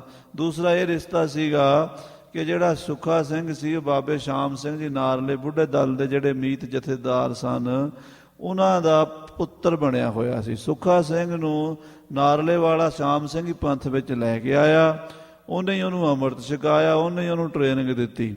ਤੇ ਸ਼ਾਮ ਸਿੰਘ ਨਾਰਲੇ ਵਾਲੇ ਦੀ ਲੜਕੀ ਜਿਹੜੀ ਸੀਗੀ, ਉਹ ਰਾਏ ਸਿੰਘ ਨੂੰ ਵਿਆਹੀ ਗਈ। ਇਸ ਕਰਕੇ ਇਹਨਾਂ ਦਾ ਆਪਸ 'ਚ ਪਰਿਵਾਰਕ ਸੰਬੰਧ ਜਿਵੇਂ ਹੁੰਦਾ ਉਹ ਬਣਿਆ ਹੋਇਆ ਸੀਗਾ। ਤੇ ਭਾਈ ਰਾਏ ਸਿੰਘ ਜੀ ਕਹਿੰਦੇ ਆ ਵੀ ਮੈਂ ਨਾਲ ਸੀ ਜਥੇਦਾਰ ਸੁੱਖਾ ਸਿੰਘ ਹੋਰਾਂ ਦੇ, ਉਹਨਾਂ ਦੀ ਮੈਂ ਸੇਵਾ ਕਰਦਾ ਰਿਹਾ। ਉਹ 6 ਮਹੀਨੇ ਮੰਜੇ ਤੇ ਰਹੇ, ਫਿਰ ਉਹ ਰਾਜੀ ਹੋ ਗਏ। ਚੌਪਈ अब मैं उनकी बात सुनाऊं। ਕਵੀ ਜੀ ਕਹਿੰਦੇ ਮੈਂ ਹੁਣ ਉਹ ਗੱਲਾਂ ਇੱਧਰ ਮਾਲਵੇ 'ਚ ਬੜੇ ਸਿੰਘ ਰਹੇ, ਨਵਾਬ ਕਪੂਰ ਸਿੰਘ ਵੀ ਇੱਧਰ ਆ ਗਏ, ਜੱਸਾ ਸਿੰਘ ਆਲੂ ਘੋੜਸਵਾਰ ਲਗਭਗ ਮਾਲਵੇ 'ਚ ਆ ਗਏ, ਪੈਦਲ ਜਿਹੜੇ ਪਹਾੜ ਨੂੰ ਚੜ੍ਹੇ ਸੀਗੇ, ਮੈਂ ਉਹਨਾਂ ਦੀ ਗੱਲ ਤੁਹਾਨੂੰ ਦੱਸਦਾ ਹਾਂ। ਰਹਿ ਜੋ ਪੜੋਲ ਕਠੂਐ ਥਾਉ। ਜਿਹੜੇ ਪੜੋਲ ਕਠੂਆ ਬਸੌਲੀ ਉਹ ਉੱਪਰ ਪਹਾੜਾਂ ਦੇ ਵਿੱਚ ਇਲਾਕੇ 'ਚ ਗਏ ਸਨ, ਉਹਨਾਂ ਦੀ ਕਥਾ ਦੱਸਦਾ ਹਾਂ। ਬਚੇ ਕੋੜੇ ਸੋ ਏ ਦਿਸਿਆਏ। ਜਿਹੜੇ ਘੋੜਿਆਂ ਵਾਲੇ ਸਨ ਉਹ ਇਧਰ ਮਾਲਵੇ 'ਚ ਆ ਗਏ, ਜਿਹੜੇ ਪੈਦਲ ਸਨ ਉਹ ਪਹਾੜ ਨੂੰ ਚੜ ਗਏ। ਬਿਨ ਘੋੜੇ ਤੇ ਪਹਾੜ ਚੜਾਏ। ਜਿਨ੍ਹਾਂ ਦੇ ਘੋੜੇ ਕੋਈ ਨਹੀਂ ਸੀ ਉਹ ਪੈਦਲ ਸਜਾਦੇ ਸਿੰਘ ਉਹ ਪਹਾੜ ਨੂੰ ਚੜਾ ਦਿੱਤੇ। ਚੌਵਲ ਹੋ ਗਏ ਸਿੰਘਨ ਕੇ ਫੇਰੇ। ਉਸ ਵੇਲੇ ਸਿੰਘਾਂ ਦਾ ਚਾਰੇ ਪਾਸੇ ਮੂੰਹ ਹੋਇਆ, ਜਿੱਧਰ ਜਿੱਧਰ ਮੂੰਹ ਹੋਇਆ ਉਧਰ ਨੂੰ ਫੌਜਾਂ ਨਿਕਲ ਗਈਆਂ। ਦੁਸ਼ਮਣ ਦੇ ਘੇਰੇ ਚੋਂ ਨਿਕਲਣ ਵਾਸਤੇ ਇਦਾਂ ਦੀ ਰਣਨੀਤੀ ਅਪਣਾਣੀ ਪਈ। ਐਸੇ ਪੈ ਦੁਖਨ ਕੇ ਘੇਰੇ। ਇਦਾਂ ਦਾ ਦੁੱਖ ਦਾ ਘੇਰਾ ਸਿੰਘਾਂ ਦੇ ਪਿਆ, ਇਦਾਂ ਦੀ ਮੁਸੀਬਤ ਛੋਟੇ ਘੱਲੂ ਘਾਰੇ ਨੂੰ ਯਾਦ ਐਵੇਂ ਨਹੀਂ ਕਰਦੇ ਸਾਧ ਸੰਗਤ ਜੀ, ਵਾਕਈ ਘੱਲੂ ਘਾਰਾ ਸੀਗਾ। ਜਦੋਂ ਕੋਈ ਸਿੱਖਾਂ ਦਾ ਪੱਤਾ ਵੈਰੀ ਬਣ ਗਿਆ ਸੀ ਪੰਜਾਬ ਦੇ ਵਿੱਚ, ਕੋਈ ਪੋਥੀ ਗ੍ਰੰਥ ਗੁਰਬਾਣੀ ਦਾ ਘਰ 'ਚ ਰੱਖੇ ਉਹਨੂੰ ਵੀ ਮਾਰ ਦਿੰਦੇ ਸਨ। ਕੋਈ ਗੁਰਬਾਣੀ ਭਾਵੇਂ ਮੋਨਾ ਬੰਦਾ ਵੀ ਪੜ੍ਹੇ ਤੇ ਉਹਨੂੰ ਵੀ ਫੜ ਲੈਂਦੇ ਸੀ ਵੀ ਤੂੰ ਗੁਰਬਾਣੀ ਕਿਉਂ ਪੜ੍ਹਦਾ ਹੈ। ਤੇ ਜੇ ਦਾੜੀ ਕੇਸ ਕਿਸੇ ਨੇ ਰੱਖੇ ਹੋਣ ਸ਼ੌਂਕ ਨਾਲ ਤੇ ਉਹਨੂੰ ਆਰਡਰ ਸੀ ਵੀ ਤੂੰ ਆਪਣੇ ਮਨਵਾ ਦੇ। ਹਿੰਦੂਆਂ ਨੇ ਜੇ ਕਿਸੇ ਦਾੜੀ ਰੱਖੀ ਸੀ ਕਿਸੇ ਨੇ ਤੇ ਉਹ ਮਨਵਾ ਦਿੱਤੀ ਸੀ। ਤੇ ਜਿਹੜੇ ਸਿੰਘ ਸਨ ਉਹਨਾਂ ਨੂੰ ਦਾੜੀ ਕੇਸ ਮਨਵਾਣੇ ਬੜੇ ਮੁਸ਼ਕਲ ਸਨ, ਉਹਨਾਂ ਦੀ ਪਛਾਣ ਹੁੰਦੀ ਸੀ, ਉਹਨਾਂ ਨੂੰ ਫੜ ਕੇ ਸ਼ਹੀਦ ਕਰ ਦਿੱਤਾ ਜਾਂਦਾ ਸੀ। ਹਾਂਜੀ, ਉਤੇ ਦਰਿਆਏ ਸੋ ਤੁਰਤ ਜ ਰੁੜਾਵੈ। ਸਾਧ ਸੰਗਤ ਜੀ ਜਿਹੜੇ ਸਿੰਘ ਦਰਿਆ ਦੇ 'ਚ ਬੜੇ ਸਨ ਰਾਵੀ ਦੇ, ਉਹ ਵਿਚਾਰੇ ਰਾਵੀ 'ਚ ਬਹੁਤ ਰੁੜ ਗਏ। ਬਹੁਤ ਸਿੰਘ ਤਾਂ ਰਾਵੀ ਦਰਿਆ ਨੇ ਹੀ ਖਾ ਲਏ। ਹਾਂਜੀ, ਉਤ ਪਹਾੜੀਏ ਗੱਲ ਰਸੀ ਪਾਵੈ। ਤੇ ਜਿਹੜੇ ਉੱਪਰ ਸਿੰਘ ਪਹਾੜ ਨੂੰ ਚੜੇ ਸਨ ਉਹਨਾਂ ਨੂੰ ਪਹਾੜੀਆਂ ਨੇ ਘੇਰ ਕੇ ਮਾਰ ਦਿੱਤਾ। ਪਿਤੋ ਫੌਜ ਦੀਵਾਨ ਜੋ ਠਈ। ਇੱਧਰ ਜਿਹੜੀ ਦੀਵਾਨ ਦੀ ਲੱਖੂ ਦੀ ਲਖਪਤ ਰਾਏ ਦੀ ਫੌਜ ਪਈ ਸੀ ਪਿੱਛੇ, ਉਹਨੇ ਤਾਂ ਬਹੁਤ ਨੁਕਸਾਨ ਕੀਤਾ ਸਿੱਖਾਂ ਦਾ। 100 ਸਿੰਘਨ ਕੋ ਕਾਟਤ ਪਈ। ਉਹਨੇ ਫੌਜ ਨੇ ਵੀ ਤੋਪਾਂ ਦੇ ਗੋਲੇ ਮਾਰ ਕੇ ਸਿੰਘਾਂ ਦਾ ਜੰਗ ਦੇ ਮੈਦਾਨ ਵਿੱਚ ਬਹੁਤ ਨੁਕਸਾਨ ਕੀਤਾ। ਬਹੁਤ ਸਿੰਘ ਸ਼ਹੀਦ ਹੋਏ ਜੰਗ ਦੇ ਵਿੱਚ। ਅੱਗੇ ਰਾਹ ਨੈ ਲੱਭੈ ਪਹਾੜੀ। ਉਧਰ ਪਹਾੜ ਨੂੰ ਰਸਤਾ ਨਹੀਂ ਸੀ ਲੱਭਦਾ ਵੀ ਕਿੱਧਰੋਂ ਜਾਈਏ। ਪਹਾੜ ਦੇ ਰਸਤੇ ਕੋ ਆਮ ਤਾਂ ਹੁੰਦੇ ਨਹੀਂ, ਕਿਤੇ ਪੱਗ ਡੰਡੀ ਹੁੰਦੀ ਹੈ, ਉਹ ਵੀ ਕਿਸੇ ਨੂੰ ਪਤਾ ਲੱਗਾ ਹੋਵੇ, ਜਿਹਨੇ ਪਹਿਲਾਂ ਰਾਹ ਦੇਖਿਆ ਹੋਵੇ ਉਹ ਜਾ ਸਕਦਾ। ਜਿਹੜੇ ਬੰਦੇ ਨੂੰ ਪਹਾੜ ਦਾ ਰਾਹ ਲੱਭਣਾ ਪਵੇ ਉਹਨੂੰ ਬੜੀ ਮੁਸ਼ਕਲ ਹੁੰਦੀ ਹੈ। ਸਿੰਘਾਂ ਨੂੰ ਰਾਹ ਲੱਭਣਾ ਪੈਂਦਾ ਸੀ ਤੇ ਜਿੱਥੇ ਇਕੱਲੇ ਦੁਕੱਲੇ ਸਿੰਘ ਫਸ ਜਾਂਦੇ ਸੀ ਪਹਾੜੀਏ ਮਾਰ ਦਿੰਦੇ ਸੀ। ਐਸੀ ਪਈ ਸਮੇਂ ਕੀ ਕਾਰੀ। ਏਦਾਂ ਸਿੰਘਾਂ ਨੂੰ ਸਮੇਂ ਦਾ ਪਰਤਾਰਾ ਝੱਲਣਾ ਪਿਆ। ਕਾਲ ਕਰਮ ਇਹੋ ਜਿਹਾ ਵਰਤਿਆ, ਖੁਆਰੀ ਬਹੁਤ ਹੋਈ ਪੰਥ ਖਾਲਸੇ ਦੀ। ਦੋਹਰਾ ਔਰ ਬਾਤ ਕਛੂ ਨਹਿ ਬਣੈ ਸਿੰਘਨ ਯਹ ਮਤ ਕੀਨ। ਉਹ ਜਿਹੜੇ ਪਹਾੜ ਨੂੰ ਚੜੇ ਨੇ ਪੜੋਲ ਨੂੰ, ਕਡੂਹੇ ਨੂੰ ਜਾਂ ਬਸੌਲੀ ਵਾਲੂਤਾਂ ਨੂੰ, ਉਹ ਜਿਹੜੇ ਉਧਰ ਗਏ ਨੇ ਉਹਨਾਂ ਦੀ ਕਥਾ ਭਾਈ ਸਾਹਿਬ ਕਹਿੰਦੇ ਉਹਨਾਂ ਨੇ ਫਿਰ ਇਹ ਮਤਾ ਕੀਤਾ। ਪੁੱਤਰੇ ਸਭੇ ਪਿਆਦ ਹੋਏ ਟਿਕ ਪਰੇ ਜ਼ਮੀਨ। ਉਹ ਵਿਚਾਰੇ ਪੈਦਲ ਜਿਹੜੇ ਉੱਪਰ ਪਹਾੜ ਦੇ ਚੜ੍ਹਦੇ ਫੇਰ ਪਿਛਾ ਮੁੜਨਾ ਪੈਂਦਾ ਤੇ ਡਿੱਗ ਕੇ ਧਰਤੀ ਦੇ ਉੱਤੇ ਖੱਡਾਂ ਦੇ ਵਿੱਚ ਸ਼ਹੀਦ ਹੁੰਦੇ ਰਹੇ। ਚੌਪਈ ਪਾਛੇ ਪੜੇ ਪਹਾੜੀਏ ਫੇਰ। ਪਹਾੜੀਏ ਉਹਨਾਂ ਸਿੰਘਾਂ ਦੇ ਪਿੱਛੇ ਪੈ ਗਏ ਜਿਹੜੇ ਪੈਦਲ ਸਨ ਉੱਤੇ ਗਏ ਹੋਏ ਸਿੰਘ। ਸਿੰਘਨ ਮਾਰੇ ਕੂਟੇ ਘੇਰ। ਉਹ ਸਿੰਘਾਂ ਨੂੰ ਉਹਨਾਂ ਨੇ ਬਹੁਤ ਸ਼ਹੀਦ ਕੀਤਾ। ਸਿੰਘ ਵੀ ਲੜਦੇ ਰਹੇ ਉਹਨਾਂ ਦੇ ਨਾਲ। ਸਿੰਘਨ ਉੱਚੇ ਪਰਬਤ ਕਾਏ। ਫਿਰ ਸਾਧ ਸੰਗਤ ਸਿੰਘ ਉੱਚੇ ਪਹਾੜਾਂ ਨੂੰ ਚੜ ਗਏ। ਹੱਥ ਨਾ ਪਹੁੰਚਿਓ ਡੱਬ ਫਿਰ ਆਏ। ਪਰ ਉੱਚੇ ਪਹਾੜਾਂ ਤੇ ਹੱਥ ਨਹੀਂ ਪਹੁੰਚਿਆ, ਫੇਰ ਪਿਛਾਂ ਪਰਤਣਾ ਪਿਆ।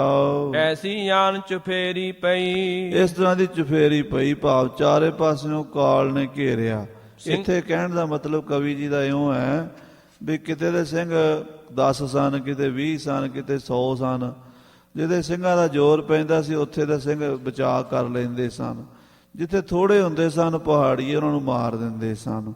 ਕਿਤੇ ਸਿੰਘ ਉੱਪਰ ਚੜ੍ਹ ਜਾਂਦੇ ਪਹਾੜਾਂ ਦੇ, ਬਹੁਤ ਉੱਪਰ ਚਲੇ ਜਾਂਦੇ ਤੇ ਉੱਥੇ ਘਿਰ ਜਾਂਦੇ ਤੇ ਖਾਣ ਪੀਣ ਨੂੰ ਮਿਲਦਾ ਕੁਛ ਨਹੀਂ। ਉਹਨਾਂ ਦੇ ਪਿੰਡਾਂ 'ਚ ਹੀ ਜਾਣਾ ਪੈਂਦਾ ਸੀ। ਤੇ ਪਹਾੜੀਏ ਇੰਨੇ ਕੰਜੂਸ ਹੁੰਦੇ ਆ ਵੀ ਉਹ ਕਿਸੇ ਨੂੰ ਨੇੜੇ ਲੱਗਣ ਨਹੀਂ ਦਿੰਦੇ। ਉਹਨਾਂ ਨੂੰ ਆਪਣੀ ਰੋਟੀ ਮਸੀ ਚੱਲਦੀ ਹੈ, ਫਸਲਾਂ ਪਹਾੜ 'ਚ ਘੱਟ ਹੁੰਦੀਆਂ ਹੁਣ ਕਰਕੇ ਉਹ ਇਹ ਚਾਹੁੰਦੇ ਵੀ ਸਿੱਖ ਸਾਡੇ ਇੱਥੇ ਰਹਿਣ ਨਾ। ਉਹਨਾਂ ਨੂੰ ਇਹ ਖਤਰਾ ਸੀ ਵੀ ਜੇ ਇੱਥੇ ਰਹਿ ਗਏ ਤੇ ਸਾਡੇ ਕੋਲ ਸਮਾਨ ਇਹ ਖਾ ਪੀ ਜਾਣਗੇ। ਇਸ ਕਰਕੇ ਉਹ ਪਹਾੜੀਏ ਇਕੱਠੇ ਹੋ ਕੇ ਸਿੱਖਾਂ ਨੂੰ ਪੈ ਜਾਂਦੇ ਸਨ। ਹਾਂਜੀ, ਸਿੰਘਨ ਪੋਰਖ ਨਾਹੇ ਬਸਈ। ਸਿੰਘਾਂ ਦਾ ਉੱਥੇ ਬਲ ਜ਼ੋਰ ਨਹੀਂ ਚੱਲਦਾ। ਬਗਾਨਾ ਦੇਸ਼ ਹੈ, ਬਗਾਨਾ ਮੁਲਕ ਹੈ, ਰਸਤਿਆਂ ਦੇ ਭੇਤੀ ਨਹੀਂ ਹਨ, ਇਸ ਕਰਕੇ ਮਰਦੇ ਹਨ। ਲੁੱਟ ਨਾ ਸਕੈ ਮੋਲ ਨਾ ਪਾਵੈ। ਲੁੱਟ ਸਕਦੇ ਨਹੀਂ, ਕਿਉਂਕਿ ਲੁੱਟ ਕਰਾਂਗੇ ਤੇ ਫਿਰ ਪਹਾੜੀ ਇਕੱਠੇ ਹੋ ਕੇ ਆ ਜਾਣਗੇ ਮਾਰਨ, ਤੇ ਮੁੱਲ ਮਿਲਦਾ ਕੁਛ ਨਹੀਂ ਉੱਥੇ।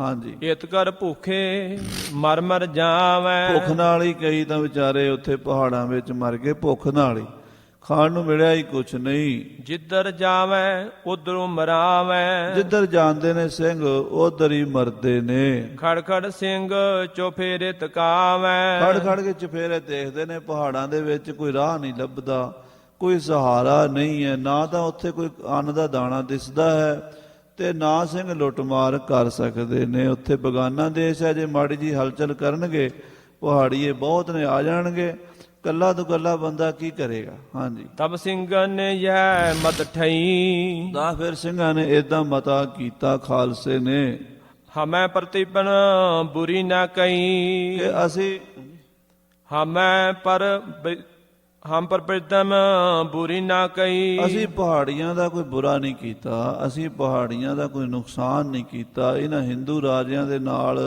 ਕਦੀ ਵੀ ਅਸੀਂ ਬੁਰਾ ਵਾਅਦਾ ਨਹੀਂ ਕੀਤਾ। ਸਗਵਾ ਪਰਬਿਤਿਆਂ ਕੇ ਰਿਪ ਮਾਰੇ। ਬਲਕਿ ਅਸੀਂ ਇਹਨਾਂ ਦੇ ਜਿਹੜੇ ਦੁਸ਼ਮਣ ਸੀਗੇ ਤੁਰਕ ਉਹ ਮਾਰੇ ਹਨ, ਕਿਉਂਕਿ ਪਹਾੜੀਏ ਜਿਹੜੇ ਸਨ ਉਹ ਹਿੰਦੂ ਰਾਜੇ ਸਨ ਤੇ ਮੁਗਲ ਜਿਹੜੇ ਸਨ ਉਹ ਪਹਾੜੀਆਂ ਤੋਂ ਟੈਕਸ ਮੰਗਿਆ ਕਰਦੇ ਸਨ।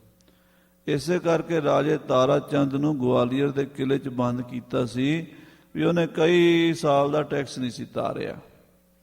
ਤੇ ਇੱਕ ਸੁਜਾਨ ਰਾਏ ਭੰਡਾਰੀ ਹੋਇਆ ਬਟਾਲੇ ਸ਼ਹਿਰ ਦਾ, ਉਹਨੇ 1695 'ਚ ਕਿਤਾਬ ਲਿਖੀ ਖੁਲਾਸਤੂ ਤਵਾਰੀਖ, ਹਿੰਦੁਸਤਾਨ ਦੇ ਸਾਰੇ ਸ਼ਹਿਰਾਂ, ਕਿਲਿਆਂ ਤੇ ਪੂਰੇ ਜੋਗਰਾਫੀਏ ਦਾ, ਪੂਰੇ ਕਿਲਿਆਂ ਦਾ, ਹਿੰਦੁਸਤਾਨ ਦੇ ਰਿਆਸਤਾਂ ਦਾ, 22 ਸੂਬਿਆਂ ਦਾ ਇਤਿਹਾਸ ਲਿਖਿਆ। ਉਹ ਸੁਜਾਨ ਰਾਏ ਭੰਡਾਰੀ ਨੇ ਜਿਹੜੀ ਕਹਿਲੂਰ ਰਿਆਸਤ ਹੈ ਉਹਦਾ ਵੀ ਜ਼ਿਕਰ ਕੀਤਾ ਹੈ। ਉੱਥੇ ਗੁਰੂ ਗੋਬਿੰਦ ਸਿੰਘ ਸਾਹਿਬ ਜੀ ਦੇ ਰਹਿਣ ਦਾ ਉਸ ਵੇਲੇ ਦਾ ਵੀ ਜ਼ਿਕਰ ਕੀਤਾ ਵੀ ਉੱਥੇ ਗੁਰੂ ਗੋਬਿੰਦ ਜੀ ਰਹਿੰਦੇ ਹਨ, ਔਰ ਗੁਰੂ ਸਾਹਿਬ ਬਾਰੇ ਕਾਫੀ ਜਾਣਕਾਰੀ ਦਿੱਤੀ ਹੈ। ਕਿਉਂਕਿ ਸੁਜਾਨ ਰਾਏ ਭੰਡਾਰੀ ਗੁਰੂ ਘਰ ਨਾਲ ਹੀ ਸੰਬੰਧਿਤ ਸੀ, ਬਟਾਲੇ ਸ਼ਹਿਰ ਦਾ ਸੀਗਾ, ਫਾਰਸੀ ਦਾ ਉਹ ਵਿਦਵਾਨ ਸੀ।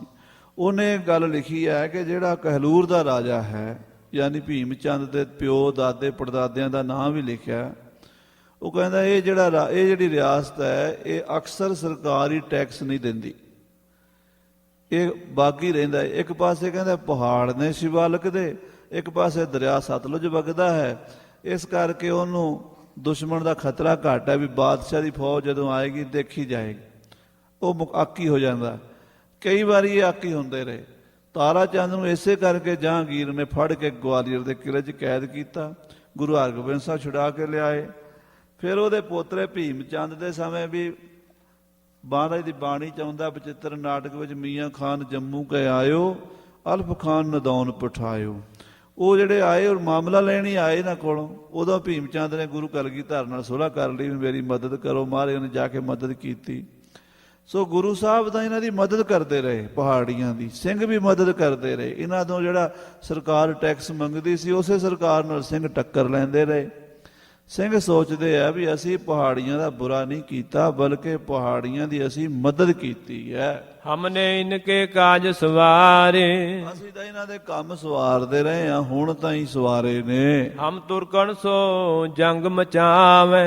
ਅਸੀਂ ਤਾਂ ਇਹਨਾਂ ਦੇ ਦੁਸ਼ਮਣ ਜਿਹੜੇ ਇਹਨਾਂ ਨੂੰ ਟੈਕਸ ਮੰਗਦੇ ਹਨ ਤੁਰਕ, ਉਹਨਾਂ ਨਾਲ ਜੰਗ ਕਰਦੇ ਹਾਂ। ਇਨਕੇ ਉਪਰ ਆਵਨ ਨ ਪਾਵੈ। ਅਸੀਂ ਤੁਰਕਾਂ ਨੂੰ ਰਾਹ ਹੀ ਰੋਕ ਛੱਡਦੇ ਹਾਂ, ਉਹ ਪਹਾੜ ਵੱਲ ਆ ਹੀ ਨਹੀਂ ਸਕਦੇ। ਹਮਨੇ ਜੀਤ ਤੁਰਕ ਅਬ ਮਾਰੇ। ਅਸੀਂ ਤੁਰਕਾਂ ਨੂੰ ਜਿੱਤ ਲਿਆ, ਤੁਰਕਾਂ ਨੂੰ ਭਜਾ ਦਿੱਤਾ।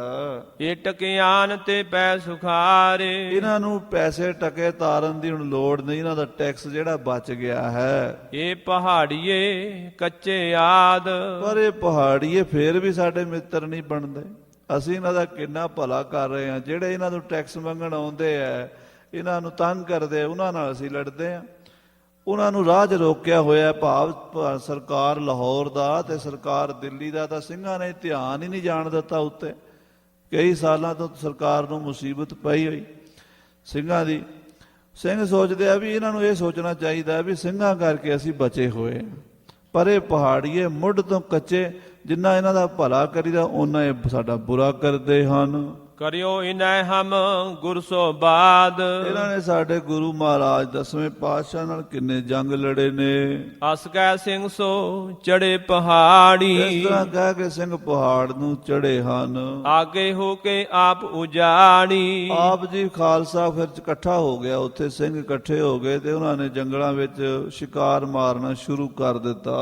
ਕਈ ਹਜ਼ਾਰ ਸਿੰਘ ਪਰਬਤ ਧਸਿਆ। ਕਈ ਹਜ਼ਾਰ ਸਿੰਘ ਪਹਾੜਾਂ 'ਚ ਧਸ ਗਿਆ। ਫਿਰ ਨਠੋ ਪਹਾੜ ਕਛ ਰਹਿ ਨਾ ਬਸਿਆ। ਫਿਰ ਸਿੰਘ ਕਹਿੰਦੇ ਵੀ ਹੁਣ ਜੇ ਬੰਦੇ ਨਾ ਬਣੇ ਫਿਰ ਸਿੱਧੇ ਕਰ ਦਿਓ, ਨੱਠੋ ਪਹਾੜ, ਫਿਰ ਨਹੀਂ ਬਸਣ ਦੇਣਾ ਇਹਨਾਂ ਪਹਾੜੀਆਂ ਨੂੰ ਅਸੀਂ। ਪਾਛੇ ਤੁਰ ਸੋ ਲਾਗੇ ਜਾਵੈ। ਆ ਕਹਿੰਦੇ ਪਿੱਛੇ ਤੁਰਕ ਲੱਗੇ ਹਨ। ਡਿੱਗੇ ਪੜੇ ਤਿਸ ਸੀਸ ਟਿਕਾਵੈ। ਜਿਹੜੇ ਸਿੰਘ ਵਿਚਾਰੇ ਖੱਡਾਂ 'ਚ ਡਿੱਗੇ ਪਏ ਸ਼ਹੀਦ ਹੋ ਗਏ ਸੀ, ਉਹਨਾਂ ਦੇ ਸਿਰ ਵੱਢ ਕੇ ਤੁਰਕ ਲੈ ਗਏ। ਕਾਟਤ ਕੂਟਤ ਵਹਿ ਗਏ ਥਾਕ। ਤੇ ਸਿੰਘਾਂ ਨੂੰ ਮਾਰਦੇ ਤੁਰਕ ਵੀ ਥੱਕ ਗਏ। ਸਿੰਘ ਨਾ ਨਿਖੁੱਟੇ ਰਹਿ ਕੁਛ ਬਾਕ। ਗੁਰੂ ਸਾਹਿਬ ਜੀ ਦੇ ਬਚਨ ਸਨ ਵੀ ਖਾਲਸਾ ਖਤਮ ਨਹੀਂ ਹੋਵੇਗਾ। जिन की सिरजन हम करी निज हाथन के साथ, उनकी समसर जो करे गल जाए कुल साथ। ਉਹ ਫਿਰ ਖਾਲਸਾ ਜਿਹੜਾ ਸੀ ਮਹਾਰਾਜ ਸੱਚੇ ਪਾਤਸ਼ਾਹ ਜੀ ਦਾ, ਉਹ ਗੱਜਦਾ ਰਿਹਾ। ਸਿੰਘ ਨਿਖੁੱਟੇ ਨਹੀਂ, ਮੁੱਕੇ ਨਹੀਂ, ਤੁਰਕ ਥੱਕ ਗਏ ਮਾਰ ਮਾਰ ਕੇ।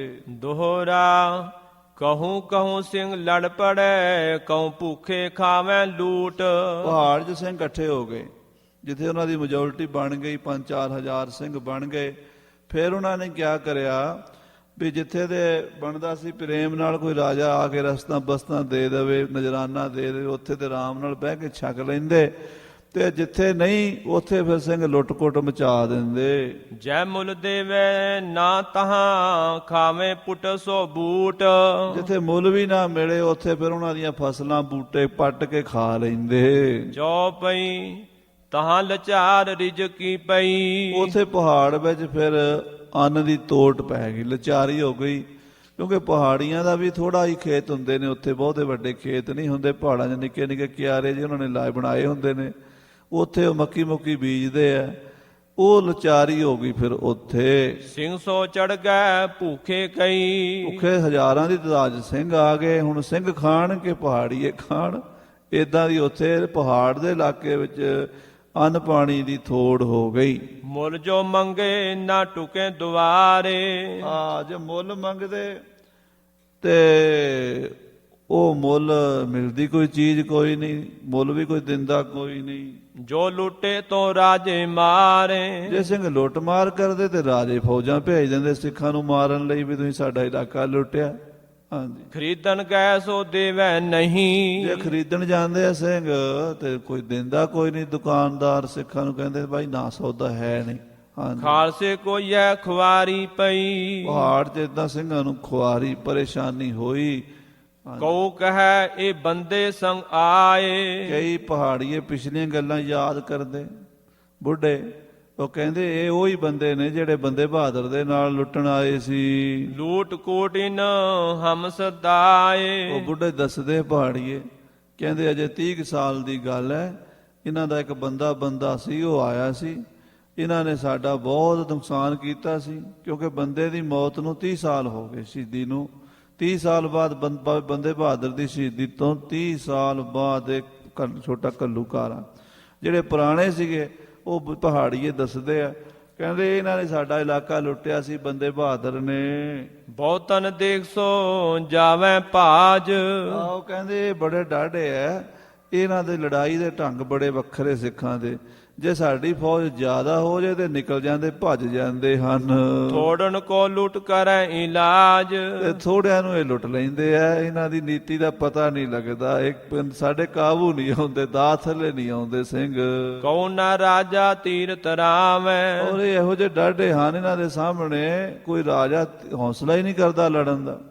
ਬੰਦੇ ਬਹਾਦਰ ਨੂੰ ਮਾਰੇ ਪਾਵਰ ਇੰਨੀ ਦੇ ਕੇ ਭੇਜਿਆ ਸੀ ਵੀ 22 ਧਾਰ ਦੇ ਸਾਰੇ ਰਾਜੇ ਸੋਧਣੇ, ਸਾਰਿਆਂ ਨੂੰ ਗੋਡੇ ਲਵਾਣੇ ਜ਼ਮੀਨ ਦੇ ਉੱਤੇ। ਤੇ ਫਿਰ ਬੰਦੇ ਬਹਾਦਰ ਨੇ 22 ਦੇ 22 ਰਾਜਿਆਂ ਤੋਂ ਲਕੀਰਾਂ ਕਢਾਈਆਂ। ਸਾਰਿਆਂ ਨੇ ਇੰਨਾ ਮੰਨੀਆਂ। 2 ਰਾਜਿਆਂ ਨੇ ਆਪਣੀਆਂ ਲੜਕੀਆਂ ਦਿੱਤੀਆਂ। ਜੋ 2 ਬਾਬੇ ਬੰਦੇ ਬਹਾਦਰ ਦੇ ਵਿਆਹ ਹੋਏ, ਕਿਤੇ ਚੰਬੇ ਦੀ ਰਾਣੀ ਨਾਲ ਹੋਇਆ, ਰਾਜਕੁਮਾਰੀ ਨਾਲ, ਇੱਕ ਹੋਰ ਇਹ ਪਹਾੜ ਦੀਆਂ ਹੀ ਦੋਵੇਂ ਪਹਾੜ ਦੀ ਰਾਣੀਆਂ ਜਿਹੜੀਆਂ ਬਾਬੇ ਬੰਦੇ ਬਹਾਦਰ ਦੀ ਸ਼ਾਦੀਆਂ ਹੋਈਆਂ, ਉਹਨਾਂ ਨੇ ਆਪਣੀਆਂ ਬੇਟੀਆਂ ਭੇਟਾ ਕੀਤੀਆਂ ਵੀ ਬਾਬਾ ਜੀ ਤੁਸੀਂ ਸਾਡੇ ਤੇ ਮਿਹਰਬਾਨੀ ਕਰੋ। ਤੋ ਇਹੋ ਜਿਹੇ ਸਿੰਘ ਹਨ ਜਿਨ੍ਹਾਂ ਦੇ ਅੱਗੇ ਠਹਿਰਨਾ ਮੁਸ਼ਕਲ ਹੁੰਦਾ। ਉਹ ਬੁੱਢੇ ਪਹਾੜੀਏ ਆਪਣੇ ਬੱਚਿਆਂ ਨੂੰ ਦੱਸਦੇ ਹਨ, ਕੋਈ ਨਾ ਰਾਜਾ ਗੈਲ ਛੁਡਾਵੈ, ਇਹਨਾਂ ਤੋਂ ਕੋਈ ਰਾਜਾ ਵੀ ਨਹੀਂ ਸਾਨੂੰ ਛੁਡਾ ਸਕਦਾ। ਤਬ ਸਿੰਘਾਂ ਨੇ ਪੇਖ ਵਟਾਇਓ। ਫਿਰ ਸਾਧ ਸੰਗਤ ਜੀ ਉਸ ਵੇਲੇ ਬੜਾ ਔਖਾ ਹੋ ਗਿਆ ਕੰਮ। ਫਿਰ ਕਈ ਸਿੰਘਾਂ ਨੇ ਭੇਸ ਬਦਲ ਲਏ। ਭੇਸ ਕਿਉਂਕਿ ਸਮਾਂ ਜਿਹੜਾ ਹੁੰਦਾ ਨਾ ਉਹ ਸਾਰੇ ਕੰਮ ਕਰਾਂਦਾ ਤੇ ਕਰਨਾ ਪੈਂਦਾ। ਹਾਂਜੀ, ਕਸਨ ਬਾਂਧ ਸਿਰ ਜੱਟ ਠਹਿਰਾਇਓ। ਉਹਨਾਂ ਨੇ ਸਿਰ ਦੇ ਉੱਤੇ ਵੱਡੀਆਂ ਵੱਡੀਆਂ ਜਿਵੇਂ ਜਟਾਂ ਵਾਲੇ ਸਾਧਾਂ ਨੇ ਪੱਗਾਂ ਬੰਨੀਆਂ ਹੁੰਦੀਆਂ ਨਾ, ਉਦਾਂ ਦੇ ਕੇਸਾਂ ਨੂੰ ਬੰਨ ਲਿਆ ਤੇ ਜਟਾਂ ਵਰਗੇ ਬਣਾ ਲਏ। ਹਾਂਜੀ, ਚਾਕਰ ਹੋਣੇ ਕਰੇ ਬਣਾਏ। ਤੇ ਜਾ ਕੇ ਉੱਥੇ ਫਿਰ ਨੌਕਰੀ ਸਰਕਾਰੀ ਜਿਹੜੀ ਉੱਥੇ ਫੌਜ ਦੇ ਵਿੱਚ ਉਹ ਵੀ ਮੰਗੀ ਵੀ ਸਾਨੂੰ ਨੌਕਰੀ ਮਿਲ ਜਾਵੇ। ਮੰਡੀ ਕੱਲੂ ਲੋ ਪਹੁੰਚਿਓ ਜਾਏ। ਮੰਡੀ ਦੇ ਰਾਜੇ ਦੀ ਗੁਰੂ ਘਰ ਨਾਲ ਕੋਈ ਸਾਂਝ ਪੁਰਾਣੇ ਸਮੇਂ ਤੋਂ ਚੱਲੀ ਆਈ ਹੈ। ਤੇ ਕੁੱਲੂ ਦੇ ਰਾਜੇ ਕੋਲ ਉਧਰ ਜਾ ਪਹੁੰਚੇ ਕਈ ਸਿੰਘ ਪਹਾੜਾਂ ਵਿੱਚ। ਔਰ ਰਾਣੀ ਕੋ ਨਗਦੀ ਕਹਾਵੈ। ਔਰ ਕੋਈ ਨਗਦੀ ਦਾਣੀ ਕਹਾਂਦੀ ਸੀ ਉੱਥੇ। ਤੇ ਤਾਂ ਜਾਏ ਦਿਨ ਕਟੈ ਸੁਖਾਵੈ। ਉਹ ਜਿਹੜੀ ਰਾਣੀ ਸੀ ਉਹਦੇ ਕੋਲ ਜਾ ਕੇ ਫੌਜ ਵਿੱਚ ਸਿੱਖ ਨੌਕਰ ਹੋ ਗਏ, ਫੌਜ ਵਿੱਚ ਭਰਤੀ ਹੋ ਗਏ ਵੀ ਚਲੋ ਗੁਜ਼ਾਰਾ ਤਾਂ ਕਰਨਾ ਹੀ ਹੈ, ਵੀ ਇਦਾਂ ਨਾ ਤਾਂ ਲੜ ਕੇ ਸਾਨੂੰ ਇੱਥੋਂ ਕਾਮਯਾਬੀ ਮਿਲਣੀ ਹੈ ਤੇ ਨਾ ਸਾਨੂੰ ਇੱਥੇ ਕੋਈ ਦਾਨ ਦਿੰਦਾ ਵੀ ਲੰਗਰ ਪ੍ਰਸ਼ਾਦਾ ਛਕ ਲਓ, ਤੇ ਨਾ ਮੁਲਕ ਮਿਲਦਾ ਖਾਣ ਨੂੰ। ਤੇ ਮੰਗ ਕੇ ਸਿੰਘ ਖਾਂਦੇ ਕੋਈ ਨਹੀਂ, ਲੁੱਟ ਕੇ ਖਾ ਲੈਂਦੇ, ਮੰਗ ਕੇ ਨਹੀਂ ਖਾਂਦੇ। ਉਹ ਕਹਿੰਦੇ ਇੱਕ ਨਿਹੰਗ ਸਿੰਘ ਸਵੇਰ ਦਾ ਬਾਣੀ ਪੜ੍ਹੀ ਜਾਵੇ, ਅੰਮ੍ਰਿਤ ਵੇਲੇ ਦਾ 3 ਵਜੇ ਦਾ ਲੱਗਾ। ਇੱਕ ਮੁਸਲਮਾਨ ਫਕੀਰ ਦੇ ਮਨ 'ਚ ਦਇਆ ਆ ਗਈ। ਉਹਨੇ ਕਿਹਾ ਸਵੇਰ ਦਾ ਰੱਬ ਦੀ ਇਬਾਦਤ ਕਰਦਾ, ਇਹਨੂੰ ਕੁਝ ਦਈਏ। ਉਹ ਵਿਚਾਰਾ ਮੁਸਲਮਾਨ ਬੜੀ ਸ਼ਰਧਾ ਜੀ ਨਾਲ ਨਾ ਨਿਹੰਗ ਸਿੰਘ ਦੇ ਕੋਲ ਆਇਆ ਤੇ ਚਾਂਦੀ ਦੇ ਰੁਪਈਏ ਹੁੰਦੇ ਸੀਗੇ। ਉਹਨੇ ਐਦਾਂ ਕੀਤਾ ਵੀ ਹੱਥ ਕਰਕੇ ਲੈ ਲਵੇ ਤੇ ਨਿਹੰਗ ਸਿੰਘ ਉਹ ਸੋਟਾ ਹੀ ਥੱਲਿਓਂ ਮਾਰਿਆ ਉੱਤੇ, ਉਹਦੇ ਨਾਲੇ ਦੇ ਵਿਚਾਰੇ ਦਾ ਹੱਥ ਤੋੜਤਾ ਤੇ ਰੁਪਈਆ ਉੱਤੋਂ ਜਾਂਦਾ। ਕਹਿੰਦਾ ਖਾਲਸਾ ਇੰਝ ਲੁੱਟਦਾ ਹੁੰਦਾ। ਕਹਿੰਦਾ ਇਹ ਸਿੰਘਾਂ ਦਾ ਸੁਭਾਅ, ਮੰਗ ਕੇ ਤੇ ਖਾਂਦੇ ਨਹੀਂ, ਲੁੱਟ ਕੇ ਖਾਂਦੇ ਆ। ਤੇ ਲੁੱਟਣ ਮਾਰ ਸਰਕਾਰ ਦਿੰਦੀ ਕੋਈ ਨਹੀਂ, ਲੁੱਟਦਾ ਹੁੰਦੀ ਡਾਢਾ ਹੀ ਲੁੱਟ ਸਕਦਾ, ਥੋੜੇ ਬੰਦੇ ਹੁਣ ਕੀ ਲੁੱਟਣਗੇ। ਸਿੰਘਾਂ ਨੇ ਆਖਿਆ ਵੀ ਨਾ ਆਪਾਂ ਇੱਥੇ ਲੁੱਟ ਮਾਰ ਕਰ ਸਕੀਏ ਤੇ ਨਾ ਆਪਾਂ ਨੂੰ ਇੱਥੇ ਕੋਈ ਉੱਦਾਂ ਕੋਈ ਲੰਗਰ ਪ੍ਰਸ਼ਾਦਾ ਪ੍ਰੇਮ ਨਾਲ ਛਕਾਵੇ, ਹੁਣ ਇੱਥੇ ਨੌਕਰੀ ਕਰਨੀ ਪੈਣੀ। ਫਿਰ ਸਿੰਘਾਂ ਨੇ ਸਰਕਾਰੀ ਜਿਹੜੀ ਫੌਜ 'ਚ ਨੌਕਰੀ ਕਰ ਲਈ। ਐਸੇ 5-6 ਕਟੇ ਮਹੀਨੇ। ਉਹਨਾਂ ਸਿੰਘਾਂ ਨੇ ਉਧਰ ਕੁੱਲੂ ਤੇ ਉਹ ਮਨਾਲੀ ਤੇ ਉਧਰ ਜਿਹੜੇ ਇਲਾਕੇ ਨੇ ਮੰਡੀ, ਉਥੋਂ ਦੀ ਰਾਣੀ ਨਾਲ ਗੱਲਬਾਤ ਕੀਤੀ। ਉੱਥੇ ਸਾਧ ਸਿੰਘ ਜੀ ਅਜੇ ਵੀ ਸ੍ਰੀ ਗੁਰੂ ਗੋਬਿੰਦ ਸਿੰਘ ਸਾਹਿਬ ਜੀ ਦੀਆਂ ਨਿਸ਼ਾਨੀਆਂ ਉਹਨਾਂ ਨੇ ਰੱਖੀਆਂ ਮੰਡੀ ਦੇ ਰਾਜੇ ਦੇ। ਤੇ ਇੱਕ ਫੋਟੋ ਵੀ ਸਤਿਗੁਰਾਂ ਦੀ ਬਹੁਤ ਛੋਟੀ, ਉਹ ਰਾਣੀ ਰੋਜ਼ ਆ ਕੇ ਮੱਥਾ ਟੇਕਦੀ, ਅਜੇ ਤੱਕ ਵੀ ਉਹਨਾਂ ਦੀ ਰਾਣੀ ਦਾ ਹੀ ਰਾਜ ਹੈ ਉੱਥੇ। ਤੇ ਉਹ ਰਾਣੀ ਰਾਜਕੁਮਾਰੀ ਜਿਹੜੀ ਹੈ ਉਹ ਆ ਕੇ ਰੋਜ਼ ਦਰਸ਼ਨ ਕਰਕੇ ਜਾਂਦੀ ਹੈ। ਸਤਿਗੁਰੂ ਕਲਗੀਧਰ ਪਾਤਸ਼ਾਹ ਜੀ ਦੀ ਫੋਟੋ ਬਣਵਾ ਕੇ ਰੱਖੀ ਹੋਈ ਹੈ ਉਸੇ ਸਮੇਂ ਦੀ। ਹੋਰ ਮਹਾਰਾਜ ਦੇ ਸ਼ਸਤਰ ਬਸਤਰ ਮੰਡੀ ਦੇ ਰਾਜੇ ਕੋਲ ਬਹੁਤ ਪਏ ਹਨ। ਸੋ ਕਹਿਣ ਦਾ ਭਾਵ ਹੈ ਉਹਨਾਂ ਨੇ ਉੱਥੇ ਨੌਕਰੀ ਦੇ ਦਿੱਤੀ। 5-6 ਮਹੀਨੇ ਸਿੰਘਾਂ ਨੇ ਗੁਜ਼ਾਰਾ ਇਦਾਂ ਕੀਤਾ। ਫਿਰ ਮੁੜ ਆਏ ਕੀਰਤਪੁਰੀ ਮੇ। 5-6 ਮਹੀਨੇ ਬਾਅਦ ਜਦੋਂ ਇਧਰ ਵਾਲੇ ਥੱਲੇ ਮਾਲਵੇ ਵਾਲੇ ਸਿੰਘ ਰਾਜੀ ਹੋ ਗਏ, ਸੁੱਖਾ ਸਿੰਘ ਹੋਰੀ, ਉਹ ਪਹਾੜ ਵਾਲੇ ਵੀ ਕੀਰਤਪੁਰ ਸਾਹਿਬ ਨੂੰ ਉਤਰ ਆਏ। ਕੀਰਤਪੁਰ ਸਾਹਿਬ ਜਿਹੜਾ ਰਸਤਾ ਆਉਂਦਾ ਨਾ ਕੁੱਲੂ ਮਨਾਲੀ ਵੱਲੋਂ ਮਨੀਕਰਨ ਵੱਲੋਂ, ਉਸ ਰਸਤੇ ਥਾਣੀ ਸਿੰਘ ਕੀਰਤਪੁਰ ਆ ਇਕੱਠੇ ਹੋਏ। ਦੋਹਰਾ ਜੋ ਬਚਿਓ ਇਸ ਮੌਤ ਤੇ ਵਿੱਚ ਪਹੁੰਚੇ ਪਹਾੜੀ ਔਖ। ਜਿਹੜਾ ਪਹਾੜ ਦੇ ਵਿੱਚ ਮੁਸੀਬਤ ਆਈ ਉਹ ਭਾਈ ਸਾਹਿਬ ਨੇ ਦੱਸੀ ਹੈ ਵੀ ਬਹੁਤ ਸਾਰੇ ਸਿੰਘ ਪਹਾੜ 'ਚ ਭੁੱਖ ਨਾਲ ਮਰੇ, ਬਹੁਤ ਸਾਰੇ ਪਹਾੜੀਆਂ ਨੇ ਮਾਰੇ, ਬਹੁਤ ਸਾਰੇ ਤੁਰਕਾਂ ਨਾਲ ਲੜਦੇ ਲੜਦੇ ਪਹਾੜ ਚੜ੍ਹਦੇ ਚੜ੍ਹਦੇ ਹੀ ਮਾਰੇ ਗਏ। ਬਹੁਤ ਸਿੰਘ ਸਣੇ ਘੋੜਿਆਂ ਦੇ ਚੜ੍ਹੇ ਸਨ, ਪਹਿਲਾਂ ਉਹ ਰਾਵੀ ਦੇ ਵਿੱਚ ਸਣੇ ਘੋੜਿਆਂ ਦੇ ਡਿੱਗ ਕੇ ਰੁੜ ਗਏ। ਇਹਦਾ ਸਮਾਂ ਬੜਾ ਮੁਸੀਬਤ ਦਾ ਛੋਟੇ ਘੱਲੂ ਘਾਰੇ ਦੇ ਵਿੱਚ ਉਹਨਾਂ ਸਿੰਘਾਂ ਦੇ ਵੀ ਆਇਆ। ਫਿਰ ਉਹਨਾਂ ਨੇ ਔਖਾ ਟਾਈਮ ਕਈ ਹਫ਼ਤੇ ਭੁੱਖਿਆਂ ਕੱਟੇ ਤੇ ਫਿਰ ਨੌਕਰੀਆਂ ਵੀ ਕੀਤੀਆਂ, ਕਿਸੇ ਨੂੰ ਨੌਕਰੀ ਮਿਲੀ ਕਿਸੇ ਨੂੰ ਨਾ ਮਿਲੀ। ਇੱਦਾਂ ਸਮਾਂ ਕੱਟ ਕੇ 6 ਮਹੀਨਿਆਂ ਬਾਅਦ ਲਗਭਗ ਉਹ ਸਿੰਘ ਚੜ੍ਹਦੀ ਸਿਆਲ ਦੀ ਮੌਸਮ ਆ ਰਹੀ ਸੀ, ਗਰਮੀ ਲੰਘ ਗਈ ਸੀ।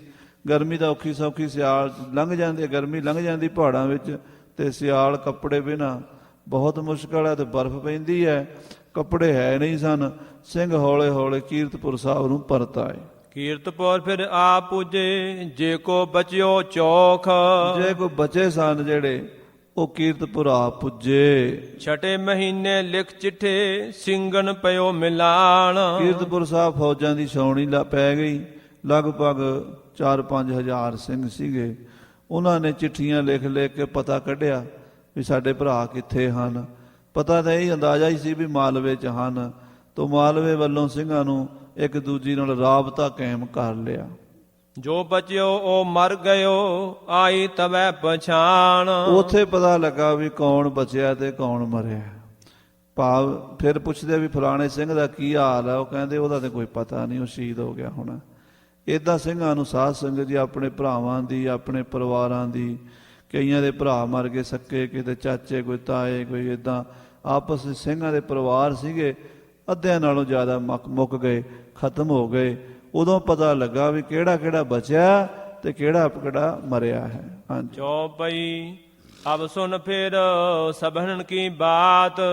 ਸਾਰਾ ਪੰਥ ਹੌਲੇ ਹੌਲੇ ਇਕੱਠਾ ਹੋਣ ਲੱਗਾ। ਭਾਵ ਸਿੰਘਾਂ ਨੂੰ ਇੱਕ ਦੂਜੀ ਦਾ ਪਤਾ ਲੱਗਣ। ਪਹਾੜ ਵਾਲੇ ਥੱਲੇ ਆ ਗਏ, ਮਾਲਵੇ ਵਾਲੇ ਮਾਲਵੇ 'ਚ ਬੈਠੇ ਸਨ, ਤੇ ਇਸ ਕਰਕੇ ਉਹਨਾਂ ਸਿੰਘਾਂ ਨੂੰ ਸਾਰਿਆਂ ਨੂੰ ਇੱਕ ਦੂਜੀ ਨਾਲ ਸੰਪਰਕ ਹੋਣ ਲੱਗੇ। ਜਿਨ ਜਿਨ ਆਈ ਥੀ ਬਿਦਨ ਰਾਤ। ਜਿਨ੍ਹਾਂ ਜਿਨ੍ਹਾਂ ਦੇ ਮੁਸੀਬਤ ਦੀਆਂ ਘੜੀਆਂ ਆਈਆਂ ਸਨ, ਜਿਹੜੇ ਜਿਹੜੇ ਸ਼ਹੀਦ ਹੋਏ ਸਨ, ਜੋ ਜੰਗਲ ਮੈਂ ਪੂਜੇ ਸੋ ਬਾਚੇ। ਜਿਹੜੇ ਬਚ ਕੇ ਜੰਗਲ ਦੇਸ਼ ਮਾਲਵੇ 'ਚ ਪਹੁੰਚੇ ਸਨ, ਬਰਾੜਾਂ ਦੇ ਕੋਲ। ਕਛੁ ਕੋ ਮਾਝੇ ਵੜ ਲੋਕ ਮੁੜ ਹਾਚੇ। ਉਹਨਾਂ ਵਿੱਚੋਂ ਕੁਝ ਸਿੰਘ ਮਾਝੇ 'ਚ ਫੇਰ ਆਏ, ਆਪਣੇ ਪਿੰਡਾਂ ਦਾ ਪਤਾ ਕਰਨ ਭੇਸ ਬਦਲ ਕੇ। ਉਹ ਜੋ ਪੜੋਲ ਫੜੇ ਸੋ ਮਾਰੇ। ਜਿਹੜੇ ਪੜੌਲ ਵਿੱਚ ਫੜੇ ਗਏ ਸੀ, ਪਹਾੜ ਚੜ੍ਹਦੇ, ਉਹ ਪਹਾੜੀਆਂ ਦੇ ਕੋਲ ਸਿੰਘਾਂ ਨੂੰ ਉਹਨਾਂ ਨੇ ਪਹਾੜੀਆਂ ਨੇ ਫੜ ਕੇ ਤੁਰਕਾਂ ਦੇ ਹਵਾਲੇ ਕਰ ਦਿੱਤਾ ਸੀ, ਉਹ ਵੀ ਮਾਰੇ ਗਏ। ਕਈ ਪਹਾੜਨ ਮੈਂ ਰਹਿ ਹਾਰੇ। ਕਈ 6 ਮਹੀਨੇ ਪਹਾੜਾਂ ਵਿੱਚ ਰਹੇ, ਉੱਥੇ ਨੌਕਰੀ ਕੀਤੀ ਰਾਜੇ ਮੰਡੀ ਦੇ ਕੁੱਲੂ ਦੇ ਰਾਜਿਆਂ ਦੀ। ਬਹੁਤੇ ਜੇਹਲ ਬਸੋਲੀਅਨ ਕਰਕੇ। ਬਹੁਤ ਸਾਰਿਆਂ ਬਸੋਲੀਆਂ ਨੇ ਜੇਲ੍ਹ 'ਚ ਬੰਦ ਕਰ ਛੱਡੇ ਸਨ, ਕੈਦ ਕਰ ਬਸੋਲੀ ਦੇ ਰਾਜੇ ਨੇ ਫੜ ਕੇ। ਹੱਥ ਤੋੜੀ ਗੱਲ ਟੰਗ ਪਰ ਕੇ। ਉਹਨਾਂ ਨੂੰ 6 ਮਹੀਨੇ ਹੋ ਗਏ ਸੀ ਜੇਲ੍ਹ ਵਿੱਚ। ਗਲ ਦੇ ਵਿੱਚ ਉਹਨਾਂ ਦੇ ਉਹ ਲੋਹੇ ਦੇ ਤੌਕ ਪਾ ਕੇ, ਹੱਥ ਕੜੀਆਂ ਲਾ ਕੇ, ਪੈਰਾਂ ਨੂੰ ਬੇੜੀਆਂ ਲਾ ਕੇ ਉਹਨਾਂ ਨੂੰ ਰਾਜੇ ਨੇ ਬੰਨਿਆ ਹੋਇਆ ਸੀਗਾ। ਪਾਸ ਨਿਭਾਬ ਗਏ ਤੇ ਸਾਰੇ। ਉਹਨਾਂ ਨੂੰ ਨਵਾਬ ਦੇ ਕੋਲ ਕੈਦ ਕਰਕੇ ਭੇਜ ਦਿੱਤਾ। ਹੁਣ ਕੇ ਸੀਸਣ ਬੁਰਜੂ ਸਾਰੇ। ਉਹਨਾਂ ਸਿੰਘਾਂ ਨੂੰ ਜਿਹੜੇ ਬਸੋਲੀ 'ਚ ਕੈਦ ਸਨ, ਸ਼ਾਹ ਨਵਾਜ਼ ਖਾਨ ਤੇ ਲੱਖੂ ਨੇ ਸਿਰ ਵੱਢ ਕੇ ਤੇ ਲਾਹੌਰ ਦੇ ਵਿੱਚ ਉਹਨਾਂ ਦੇ ਬੁਰਜ ਉਸਾਰ ਦਿੱਤੇ। ਜਿਹੜੇ ਸਿੰਘ ਜੰਗ 'ਚ ਵੀ ਮਰੇ, ਲਾਸ਼ਾਂ ਲੱਭੀਆਂ, ਉਹਨਾਂ ਦੇ ਸਿਰ ਵੱਢ ਕੇ ਵੀ ਲਾਹੌਰ ਲੈ ਗਿਆ ਤੇ ਲਾਹੌਰ ਦੇ ਸ਼ਹਿਰ ਦੇ ਉੱਤੇ ਮਨਾਰਿਆਂ ਦੇ ਚਿਣ ਦਿੱਤੇ ਸਿਰ, ਤਾਂ ਕਿ ਦੁਨੀਆ 'ਚ ਦਹਿਸ਼ਤ ਪੈ ਜਾਵੇ, ਸਿੱਖੀ ਖਤਮ ਹੋ ਗਈ ਹੈ। ਬਚੇ ਸਿੰਘ ਕਿਚ ਹਿੱਸਾ ਥੋੜਾ। ਸਾਧ ਸੰਗਤ ਜੀ, ਜਿੱਡਾ ਖਾਲਸਾ ਪੰਥ ਸੀਗਾ, ਉਹਦੇ ਵਿੱਚੋਂ ਚੌਥਾ ਹਿੱਸਾ ਬਚਿਆ, ਥੋੜੇ ਹੀ ਰਹਿ ਗਏ, ਬਾਕੀ ਸਾਰੇ ਮਾਰੇ ਗਏ। ਰਹਿਓ ਨਾ ਤਿੰਨ ਪੈ ਚੜਨੋਂ ਕੋੜਾ। ਜਿਹੜੇ ਸਿੰਘ ਬਹੁਤੇ ਪਹਾੜ ਤੋਂ ਆਏ ਸਨ, ਉਹਨਾਂ ਕੋਲ ਵਿਚਾਰਿਆਂ ਕੋਲ ਘੋੜੇ ਕੋਈ ਨਹੀਂ ਸੀ ਚੜਨ ਵਾਸਤੇ। ਦੋਹਰਾ ਸੁਖਾ ਸਿੰਘ ਸੰਗ ਜੋ ਗਏ, ਹਾਜ਼ਰ ਦੋਇ ਕੈ ਤੀਨ। ਜਿਹੜੇ ਸੁੱਖਾ ਸਿੰਘ ਨਾਲ ਗਏ ਸੀ ਬਚ ਕੇ ਮਾਲਵੇ ਨੂੰ, ਉਹ 2 ਜਾਂ 3 ਹਜ਼ਾਰ ਸਿੱਖ ਸਨ। ਇਨ ਪੈ ਘੋੜੇ ਜੋ ਬਚਿਓ, ਬੀਜ ਮਾਤਰ ਗਿਨ ਲੀਨ। ਉਹਨਾਂ ਦੇ ਘੋੜੇ ਬਚੇ ਸਨ, ਬਾਕੀ ਪਹਾੜ ਵਾਲੇ ਤਾਂ ਘੋੜਿਆਂ ਕੋਲ ਤੋਂ ਪਹਿਲਾਂ ਹੀ ਘੱਟ ਸਨ, ਉਹ ਤਾਂ ਚੜ੍ਹ ਗਏ ਉਦਾਂ ਹੀ ਪੈਦਲ। ਤੇ ਜਿਹੜੇ ਘੋੜੇ ਸਨ 3-4 ਹਜ਼ਾਰ, ਉਹ ਸਿਰਫ ਉਸ ਦਲ ਕੋਲ ਸਨ ਜਿਹੜੇ ਸੁੱਖਾ ਸਿੰਘ ਦੇ ਨਾਲ ਮਾਲਵੇ ਨੂੰ ਗਏ ਸਨ। ਚੌਪਈ ਕਉ ਕਹੈ ਮੋਏ 40,000। ਉਸ ਜੰਗ ਬਾਰੇ ਵੱਖਰੇ ਵੱਖਰੇ ਕਿਆਫੇ ਅੰਦਾਜ਼ੇ ਦੁਨੀਆ 'ਚ ਚੱਲੇ ਹੋਏ ਨੇ। ਰਤਨ ਸਿੰਘ ਜੀ ਕਹਿੰਦੇ, ਕੋਈ ਕਹਿੰਦਾ ਵੀ ਉਸ ਲੜਾਈ ਵਿੱਚ ਛੋਟੇ ਘੱਲੂ ਘਾਰੇ 'ਚ 40,000 ਸਿੱਖ ਮਰਿਆ ਸੀ। ਕਉ ਕਹਿ ਸਿੰਘ ਬਹੁ ਪੈ ਮਾਰ। ਕੋਈ ਕਹਿੰਦਾ ਇਸ ਤੋਂ ਵੀ ਜ਼ਿਆਦਾ ਸ਼ਹੀਦ ਹੋਏ ਸਨ, ਲੋਕਾਂ ਦੇ ਅੰਦਾਜ਼ੇ ਨੇ। ਹਾਂਜੀ। ਕਉ ਕਹਿ ਸਿੰਘ 40 ਸਾਰੇ। ਕੋਈ ਕਹਿੰਦੇ ਸਿੰਘ 40 ਸਨ ਸਾਰੇ। ਤਿੰਨ ਮੈਂ ਬਚੇ 6-7 ਕੋ ਸਾਰੇ। 6-7 ਹੀ ਬਚੇ। ਭਾਵੇਂ ਗੱਲਾਂ ਵੱਖਰੀਆਂ ਵੱਖਰੀਆਂ ਲੋਕਾਂ ਵਿੱਚ ਚੱਲੀਆਂ ਹੋਈਆਂ ਨੇ, ਜਿੱਦਾਂ ਜਿੱਦਾਂ ਦੀਆਂ ਕਹਾਵਤਾਂ ਚੱਲੀਆਂ ਹੁੰਦੀਆਂ ਨੇ। ਅਸਲ ਗੱਲ ਜਿਹੜੀ ਹੈ ਵੀ ਪੂਰੀ ਗਿਣਤੀ ਸਿੰਘਾਂ ਦੀ ਸ਼ਹੀਦੀ ਦੀ ਕਿਸੇ ਨੇ ਨਹੀਂ ਦੱਸੀ। ਕਉ ਕਹਿ ਦਲ ਆਹੇ 50, ਕੋਈ ਕਹਿੰਦਾ ਸਿੰਘਾਂ ਦੀ 50,000 ਗਿਣਤੀ ਸੀ ਉਸ ਵੇਲੇ। ਤਿਨ ਮੈਂ ਪਇਓ 40 ਕੋ ਨਾਸ, 40,000 ਸਿੰਘ ਸ਼ਹੀਦ ਹੋ ਗਿਆ ਸੀ। ਕਉ ਕਹਿ ਸਿੰਘ ਹੋਤੇ ਘਣੇ, ਕਈ ਕਹਿੰਦੇ ਆ ਵੀ ਸਿੰਘ ਹੋਰ ਜ਼ਿਆਦਾ ਸਨ, ਲੱਖ ਦੇ ਨੇੜੇ ਸਨ। ਪਰਤ ਨਹੀਂ ਜੋ ਮੁਵੇ ਗਣੇ, ਗਿਣਤੀ ਨਹੀਂ ਕਿੰਨੇ ਕੁ ਮਰੇ ਹਨ।